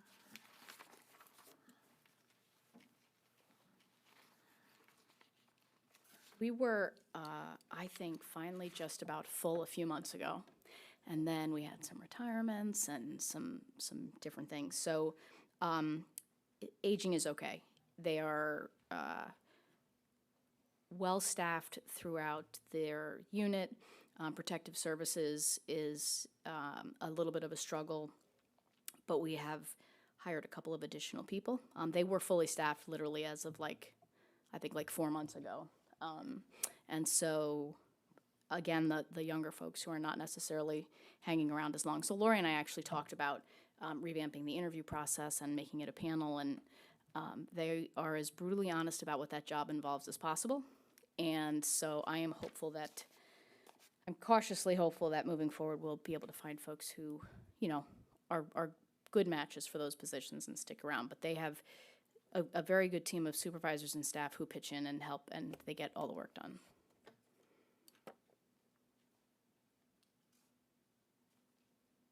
Any other questions?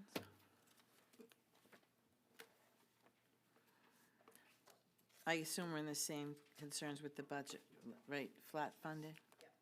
There's no other money that comes in, other sources other than the state for this department?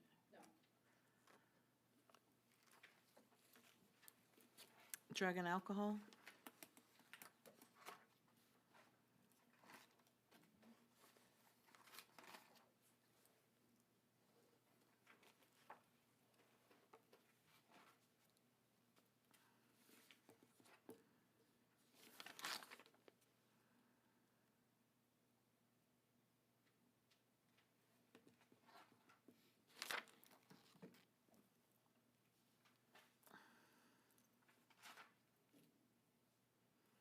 Same question about services or stopping of services, like, So some of our providers are on hold with taking new folks until until we, have a resolution for the budget impasse. So they're sort of holding as status quo. Obviously, the folks who are priority population, the folks who need inpatient treatment, those folks are being seen and, or admitted. Some of that is just working with providers that we already have contracts with who have not expended all of their allocation. So some of our inpatient providers, for example, have expended all of their allocation. We certainly don't have more money today to amend those contracts. So they're just being creative.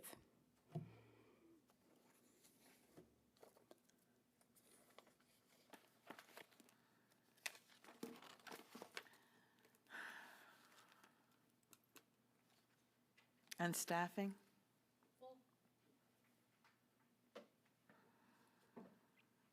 Drug and alcohol opioid funds.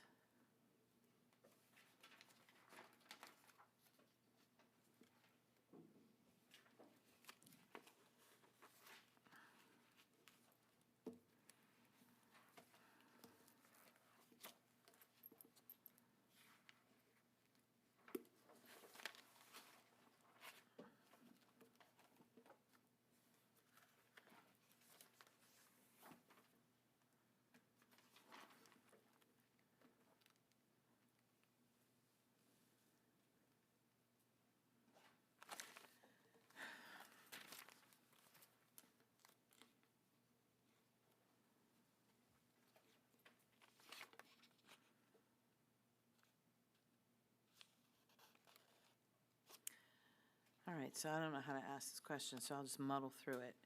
2024, the actual was $5 million, and each year it's gone down. Can I time out and ask you what? I'm sorry, drug and alcohol Yep. opioid funds. 195? Under settlement proceeds, yes. Hang on, let me find settlement proceeds. Oh, there it is. Okay, go ahead. So each year it's less. Is that because we got a bigger amount up front? Yes. Or, The first year, we got 2 years' worth of payments.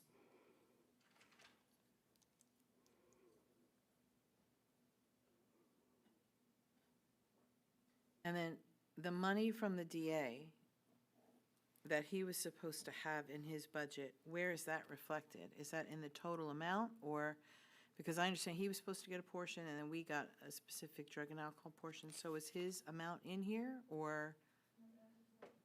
It is. So we have, obviously, I'm not going to rehash the last Human Services meeting, but I confirmed with Kathy as well that about a week or two before that Human Services meeting, she and her accountant and assistant had a phone call with DA Barada and specifically asked him if he had any questions or concerns about the way they were spending money.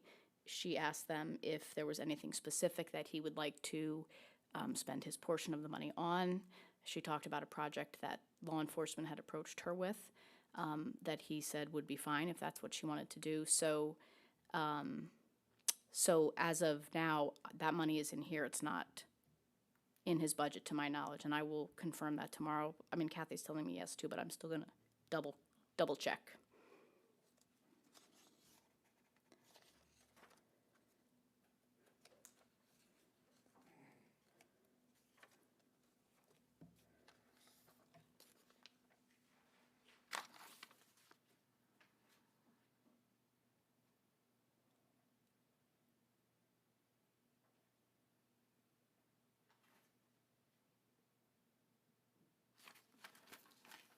Anyone else have questions?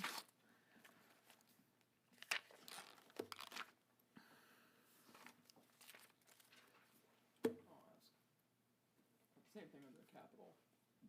So motor vehicles, a lot of money in 2024, 2025. Yes. Budget went a little above it, and now 2026, $0. So that was for the Rise van that we purchased last year, the mobile outreach vehicle.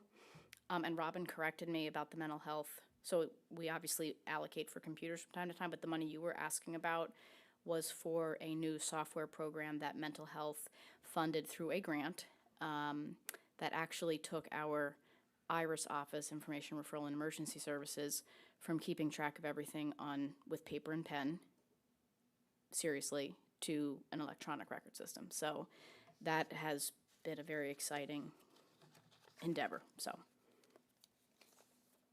Under opioid fund salaries, full-time, whose salary or what salary is being covered there? Just one, it's one full-time staff. It is, her name is Dana. You have all, I'm sure, seen her at the Rise Van. She was hired specifically to help manage all of the opioid settlement projects and is the lead on working with the community to partner and get the Rise Van out in the community and get services to folks who need them. So just hers is paid out of that pot of money. And when does the van go out? Like, is that daily? Is it on demand? How does that work? It is not daily. There is is that online? So we can get you that information. It's part of the, I think it's part of our social media and a website for the van so that folks in the community can know where to find it.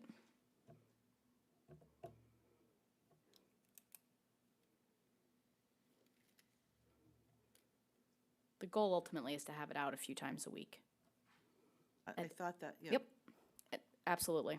And I can tell you I thought because that was the intention. yes, because it's so big, you can't miss it when you pull into the Human Services parking lot, and it is often not there, so.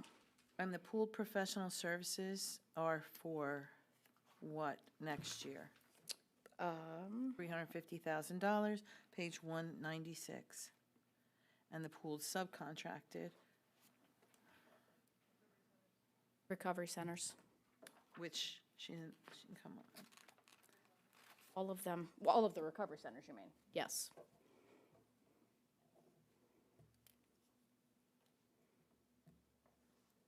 And the pooled subcontracted services, that 4.5 million?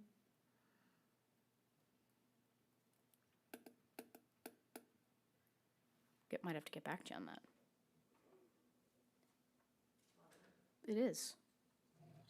I'm thinking, and I will have confirmation within a few minutes, that is where the money sits that is not specifically allocated to a bill that's being paid today. So we have all of the list of projects that we've talked to council about. Thank you, I was right. I confirmed. Thank Brandon. So. Did he say it's a balancing number? So it's the total, what we have in the opioid settlement funds, that number is simply the remainder of what hasn't been spent and gone out the door. So all of the money we have is allocated for projects, which all of those we have presented to council over, many times and multiple sessions. So we certainly can talk about that at another Human Services meeting, but so that money is what is left to be spent and earmarked. And the opioid settlement, which you would know, is, we can carry forward funds for about 2 years, 18 months to 2 years. So the idea is that you can't save up all of these opioid funds for 10 years and then do this, $20 million project. So they do all have to be, you have to have a project identified for them, which is why we have projects identified for all of that. And then you have a certain amount of time to actually expend those dollars, or you have to ask for an extension.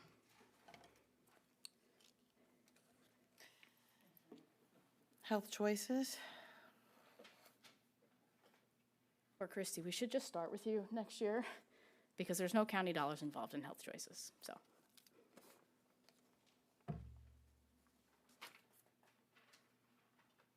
So then how, you can come down if you want.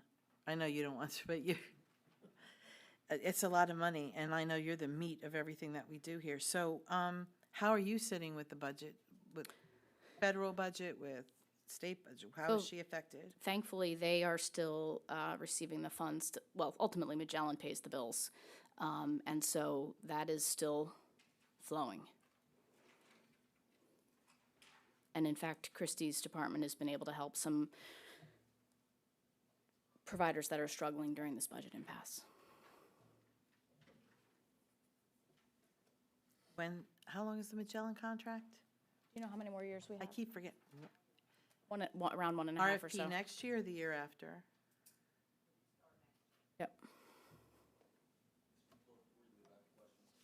I'm coming back. Okay.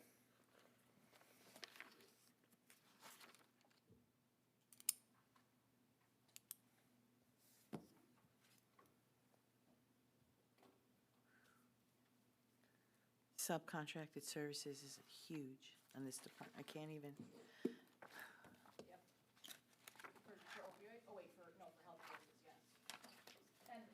So, all that do is. some of these monies pay for some of the other things I just talked about, correct? Like some of them do go to mental health services, some of them, or no? So not like, yes, but it's not like the money flows through TIF's mental health division, right? So. No, it's paid if to a I'm- contractor. Correct. So if I'm, you know, a 10-year-old kid or a 50-year-old woman and I end up in the psychiatric hospital, if I have Magellan authorizes my stay there and Magellan pays for my stay there. And Christie's department oversees Magellan. Yep. So that's all. I think I always say it is the behavioral health. So if you think your physical health care plan, right? So let's take Capital Blue, that's what we have. Magellan is managing the behavioral health side of things, which is why it's just an enormous number, so.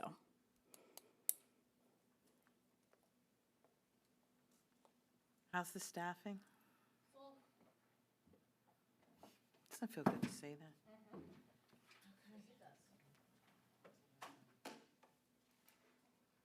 Human Services Cost Allocation.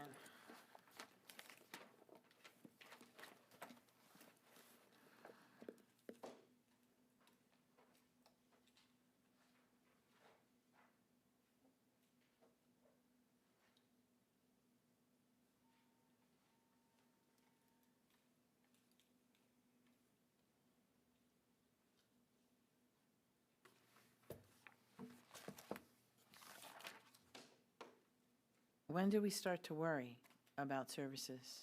I mean, I know Mr. McClure mentioned January in terms of personnel, but what about services, et cetera? Like, I mean, I know we should be concerned now, but when is it like, okay, we've got to get, I think that, Creative.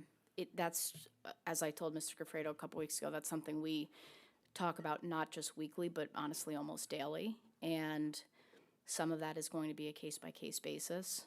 I'm not the accountant, the fiscal person, but from a programmatic perspective, we're working with our providers to make sure that they're hanging on as long as possible. So that's where we're at. but that's just employees. What about like services? That- Are you collaborating with other counties at all? Are you on meetings with other counties to see what they're doing? Because I've read that there's other counties looking at furloughs, et cetera, so. Yeah, and there are other counties who have furloughed some of their staff, some that have furloughed some DHS staff across the board with the county. There are many counties that are not paying providers. So we are largely in the same boat. And I think that's why there's a concern at the state level that there certainly will be providers who will struggle to see this through. I guess the last budget impasse that was through the end of the year, through the early new year, they apparently lost certainly some of their providers. And we're going to do everything we can to obviously not have that happen. It's sort of like a different version of COVID, funding-wise, if you will. And so it's really about trying to get these providers sustained in some capacity until the budget passes. And they largely have the ability to take out loans as well, the providers. From the state, same source? Or different? I'm not sure about the rule of the state offer. If that was for providers, it might be, but I'm talking about whatever kind of business loans and some of our providers have done that. Okay, any other questions for today's hearing? Go ahead. And then, If we unfortunately lose a provider, what is the time to fill that gap, if ever? And at what cost? What is going to cost the county more money to fill that gap? I don't necessarily think it will cost more money to fill that gap. I think in the short term, it will cost the county less because, for example, if you have 5 mental health providers who see people for outpatient therapy and one closes, you're just going to have a longer wait list at the other 4. So it's not a matter of costing us more in the long run. I forget the first part of your question. That's already a problem, is the short answer to that. I mean, the mental health providers and their wait lists, it's a struggle. So, and that has been for a very long time, for sure. Go ahead. If I can, I want to jump back over to Graysdale for a moment. Just Well, you lost the accountant, so I'll do my best. looking at we budget for full staffing, 535 employees is what we did in 25, and we're doing it in 26. Okay.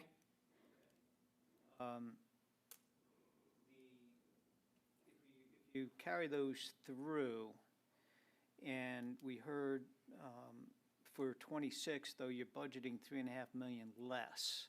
Did you change the vacancy factor to reduce the dollars required for the budget? I'm not aware of reduced vacancy factor beyond what we always budget. I'm not sure how Larry adjusted it. Okay, so I don't, I can ask Larry. Because there's 3.5 million different between. So the three and a half- Same number of bodies, Yes, 3.5 million different reduction. Yep. For 2026, you're matching actually 2025 projection.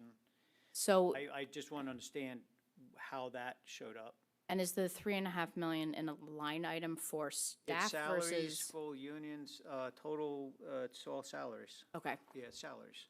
that I, All full-time, part-time, per diem, salaries, union, full-time, okay. all, that total. I wish you would have asked while Larry was here. I don't know. Okay, I can well, ask him, I can. that's fine. I can ask him the question. I don't know the answer. The other question then that follows that is if we have the same number of bodies, John Paul asked about professional services, and, we're budgeting an additional 3.6 million, which would be agency. So I'm not sure why we would need to increase agency. We were told by the accountant that actually, with the new contract, we'd actually be reducing our cost in agency technically. Yep. So the numbers are not, somewhere in here, I'm tracking the way the numbers are falling.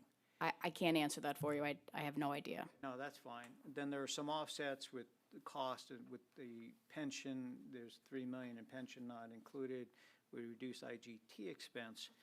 But my concern ultimately is in 25, we're projecting about a $6.3 million revenue increase over 24, and then 7 million in 26. But in 24, we had to put another 9.9 million county contribution. The last several years, it's required a county contribution or Graysdale fund balance. I understand there's a zero general fund balance for Graysdale. For 26. Well, I believe so. I mean, is that what you're saying? I'm asking. I believe there's none for 26. It's not reported here as a fund balance anywhere. And the revenue projections that are going to roll up at the end of this year, according to Ms. Barron, last time was, we're not sure. That's why, we needed 10 million. So I'm a little concerned about how this budget is, the reliability of the revenue projections going forward for the end of 2025. Are we going to get sandbagged Sure. again in January saying, we have to balance the budget, we need money? I can give you a little insight into that. Please, anything you could contribute. So for 25, that number has come down in terms of from what Mr. Barron had talked about. Because of the use of Televera and some other lean operations that they are working on, we believe that number will be even lower than currently projected at the end of this year.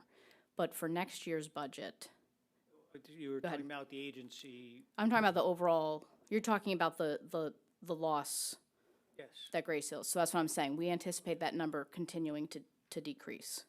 So I don't know what that will be at the end of this year versus January 15th versus February 15th, depending how things roll in. But we are anticipating that number being less than it's currently projected to be.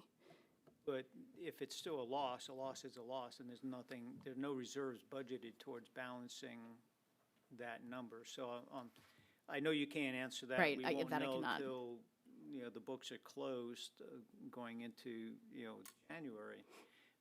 But the way this is presented, it seems awfully aggressive, So I know for, and I, knowing the unreliability of the revenue projections over the last several years for the facility. Now, you tell me census is up, which is great. sure, All of those types of things which would support some of the revenue considerations. But we're talking, you know, $7 to $10 million swings here. and I think that, I can't, look, I can't answer all those questions. But I- I think that part of it for sure is, which we've talked about, is those MA pendings. Now, obviously, there are always MA pendings, right, that we don't have, you know, a new person comes into Graysdale, they have to apply for Medicaid, and on average, it takes 300 and some days for that to get approved, right? So that's, and then it's retro, but obviously that takes a long time. But the biggest issue that we had with those in '25 compared to previously is that we took the census from it's like 440-ish, I mean, I'm ballparking, so don't quote me, to close to 500. So when you admit all those folks in a very quick time period, right, there's more MA pendings, you know, than perhaps moving forward. But when we met with Larry to discuss the budget for '26, he said he was very confident that as long as we met census, and as long as we follow what our expenses are, right, and if we're budgeted for 520 and our census is 500, that means we can't spend as if we have 520. He's confident that there will not need to be a county contribution for 2026.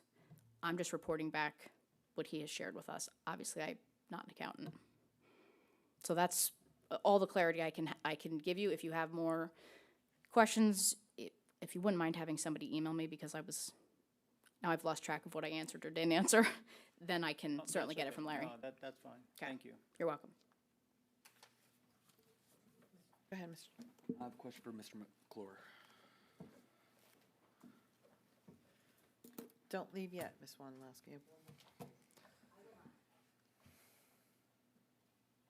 How are you? Good. How are you today? Good. Good, sir. Suppose this council disagrees with the logic that, you know, being able to skip out a year on the retirement would be wise going forward, or maybe we just want to fund it to stay on top of the national average. How would you suggest we would continue to fund that based on these numbers, based on this budget? I would not. You wouldn't suggest we do it, or you wouldn't suggest changing this budget? I Because wouldn't suggest changing the budget. Our budget is as proposed, and I explained to you why it was that, with respect to the pension at the last meeting. I understand you I explained. could do it again. I'm just suggesting that we might not all agree with you. I appreciate that. And You'll if have to find whatever number you would feel comfortable putting in the fund from some other source in the budget. You know the last time that this county didn't pay retirement? No, but I don't know the last time, though, this county took $100 million of its taxpayers' money and put it in a pension fund in a 8-year period, requiring taxpayers today to have a greater burden for funding future liabilities than any other time in its history. I'm not following. So we've taken $100 million in the last 8 years of real estate property tax revenue and put it in the pension fund. And that's why we're at, between the pension fund and OPEB, $621 million in the bank right now. We're probably about $113 million more in that fund than we should have. Based on what you're saying. Well, We're 93% the national average is about 77% funded. The Pennsylvania average is about 68% funded. If I said the national average of literacy was 90%, and my kid can't read, I want to make sure my kid can read, right? So I want to make sure 100% of my kids can read. Well, that's a false equivalency in my opinion. I'm but- saying 93% isn't the bar. We're saying that's the average. What if 99% is really good? And we're setting ourselves to go back to, what, 87%? My target would be 85, but you won't even be there next year. You'll still be somewhere above 85% funded. This is something that's never been done before. We've never done it before. You know, the more people I talk to, the more people are saying, yeah, it doesn't seem very wise to do that. Why would you forego putting money into your pension funds? What if the market tanks? What if we have a recession? We can't make those forecasts, but you're asking us to withhold spending retirement for a year. And my question would be, and listen, I don't want to go back. I understand where your position is. I would differ on that position. My question would be, you know, and I would give your administration the opportunity to make proposals, because if we have to make the proposals, you might not like what we cut, because it's gonna be my intention to make a budget amendment to fund that. And I don't know the best place to pull the money from. And I would love suggestions. I'm just trying to make sense of the fact that last year when I tried to cut 2.5% out of operating, everybody told me it was A, illegal, B, crazy, and C, I'm not allowed to do it. But now we're cutting 7% from operating. We're cutting 13% for personnel. Like, we're cutting 32%. Like, this is a slashed budget. And I don't understand where these numbers come from. Well, I think it's reduced 7.8%, but we had already, if you remember correctly, our proposed budget last year had already been cut when we proposed it. So your proposed cut was an additional 2.5% on what we had already cut. Well, sure, but your proposed budget didn't come to fruition. We proposed revenues of $546 million. We only raised $424 million. So it's like, I look at these budgets and we say they're sacred, and we have to, you know, if we make it a budget amendment, we have to take something out of the budget to put it in. But these numbers are really, really, like, animated. They're almost, you know, Fugazi, in my opinion. Like, $120 million difference. I don't know how to make sense of this. I don't know what's sacred in here and what isn't. And that's why I really like, I'm not trying to be facetious. I'm really asking for the administration's opinion. If we were insistent on funding that retirement, or at least a portion of it, maybe not 100%. I agree, we're in an above average position, which is a great thing. I don't want to see us go to average or below average. Where would be a good place to pull from? Well, I would not suggest to you this budget is balanced, and I wouldn't suggest that you cut anywhere. Okay, well, so if you guys, you will not take on that opportunity to work with council to give us a couple options? That won't be Our anything- budget is as proposed. Noted. Thank you. You're welcome. So, Under the area for aging? yeah, do you have a question for Sue? Sue 'Cause- or you? 'cause- Well, 'cause I have could ask something. you. Go ahead. Regarding the luncheon. Yes. Where was that in this budget to begin with, or last year? Is it in the aging, or is it I have no who idea. pays for that? Aging. So I don't know what category it would be in, because they don't really have an events category here, so. And then also my question is, where would the senior center's budget be? Like, where do you have the senior center cost in here? I forgot to ask, and I apologize for that. It's just all under the subcontracted services. Some of the some of the centenarian luncheon might come from professional services. I'm not sure. I think the total cost for the centenarian luncheon's around $4,000. Right. So it's just the way the county does the budgets. It's all, So all under looped into- subcontracted services, the 2 million, is that part of that, the senior centers and may I the ask what page you're cost? on? I'm on 190 in the Thank blue. you. Okay, hold on. Because and I'm assuming, correct, like that's where we pay for them? We pay, So the senior centers, so we have 11, but 4 of them are, I think it's 4, are run by other folks, not the county.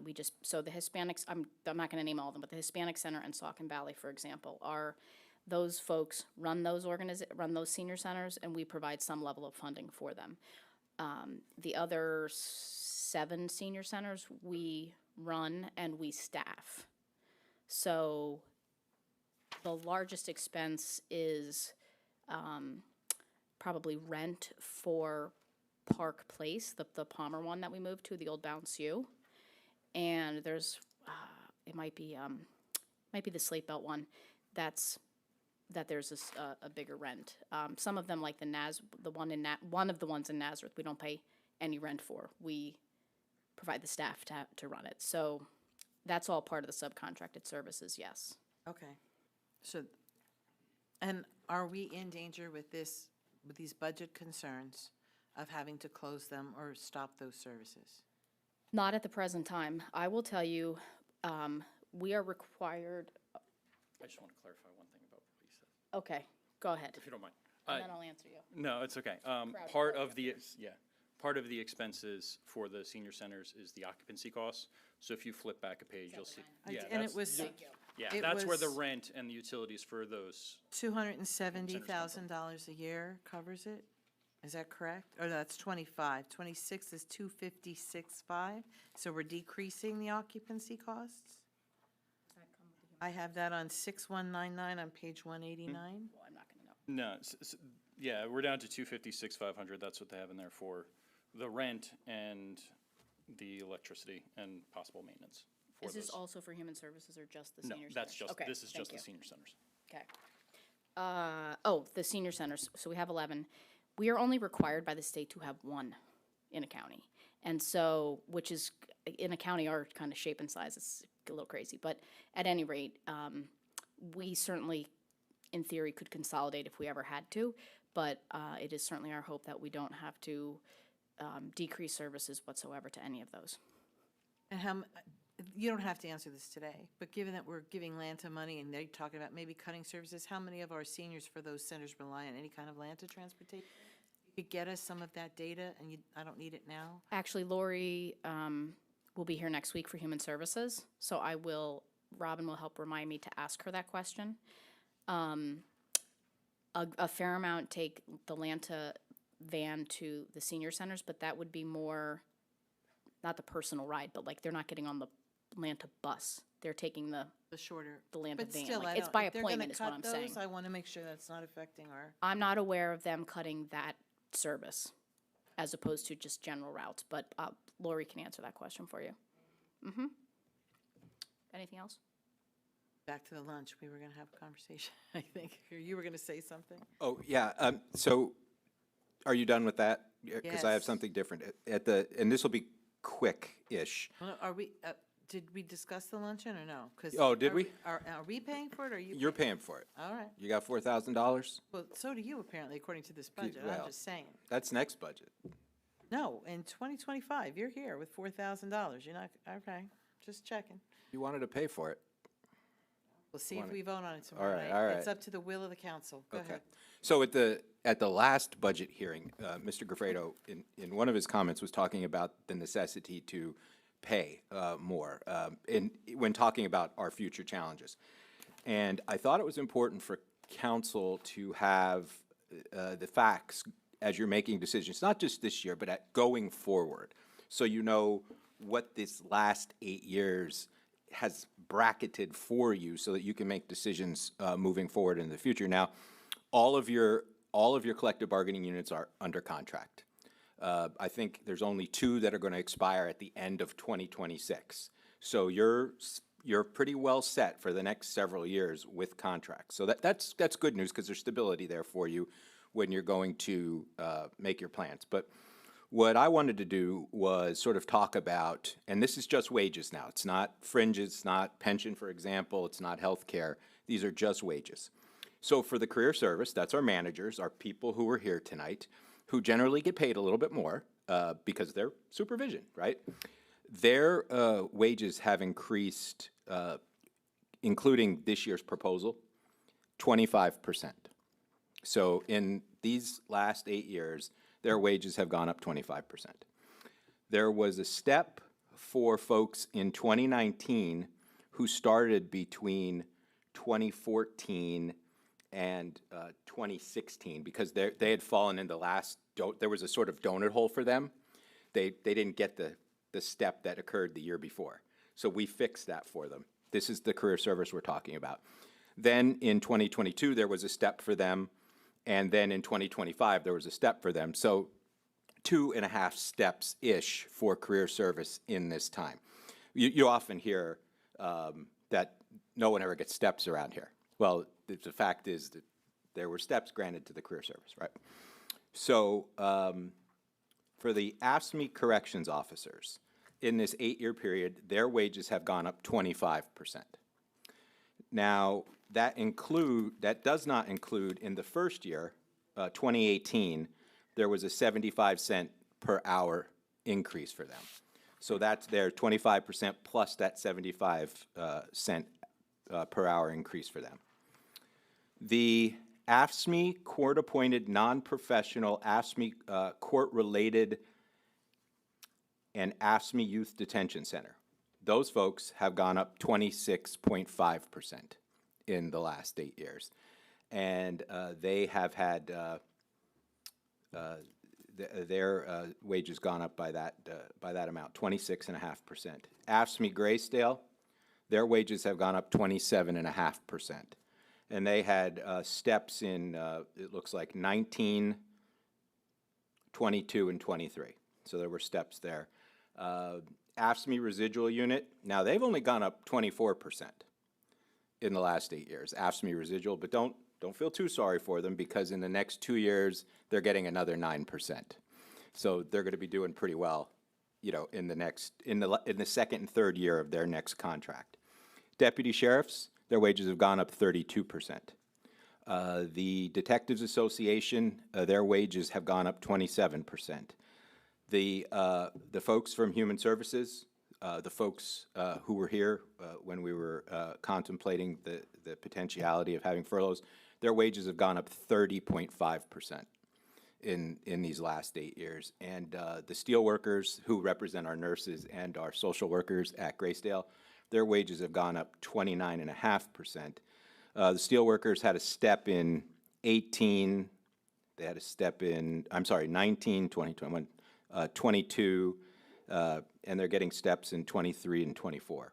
The PSSU, our human service workers, got steps in, that's 19, 21, 22, and the sheriff's steps in 19, 20, 24, and 26. So I needed you to know that so that you could have all of the best information, because this is an information that's often provided to you in an aggregate, and I thought in an 8-year period it was a good way to bracket it for you so that when you're here in the future making these decisions, you understand what's happened.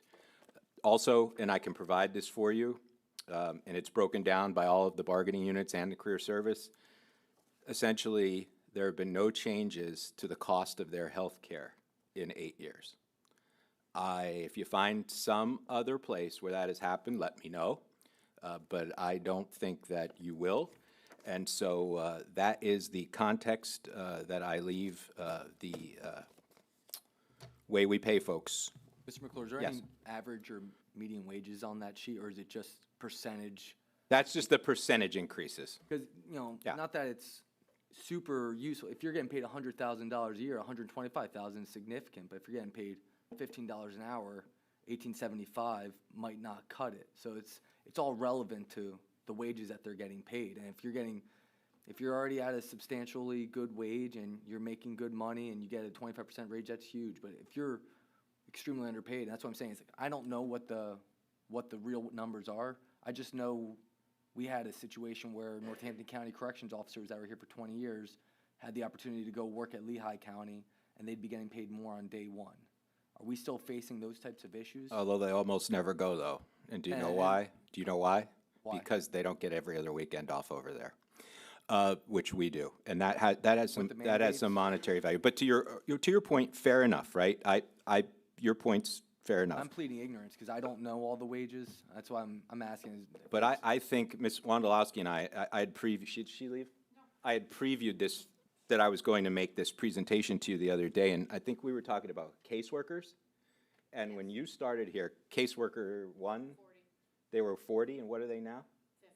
Yeah, so if you're here, that 30% on top of 50, you know, is pretty good. And I would also argue these percentages, and I don't want to belabor this point because I know everybody wants to go home, but they are on top of the previous year's wages. Right. So it's not even, it's more than the numbers I've given you. Their compensation is actually more than that. I just don't have the math skills to actually do that. But I could find somebody who knows how the math to give you what the real number is, and it's in excess of the numbers I've given you.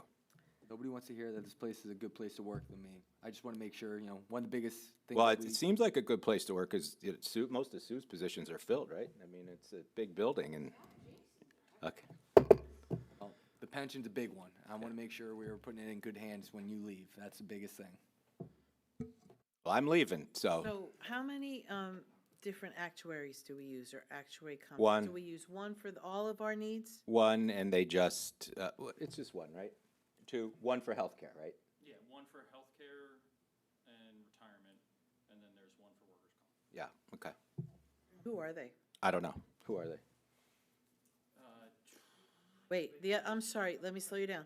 One is for healthcare and retirement. You said the other's for workman's comp? Yeah. Okay. Shoot. So Corn Ferry just switches over to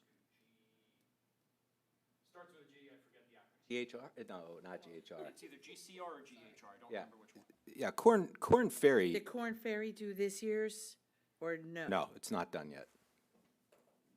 The one from 12/31/24 they did. Yeah, Wait, you gotta come up to the mic. I know I'm being a pain, and I know it's No, no, over, no. but you've gotta be, what you're saying is important, so go Yeah, ahead. so they did last year's, so, We're basing these numbers for this budget on? yeah, the actuarial reports would have been the 12/31/2024 reports. Okay. Get them- And that was for the healthcare and the retirement? Correct. And then the workman's comp?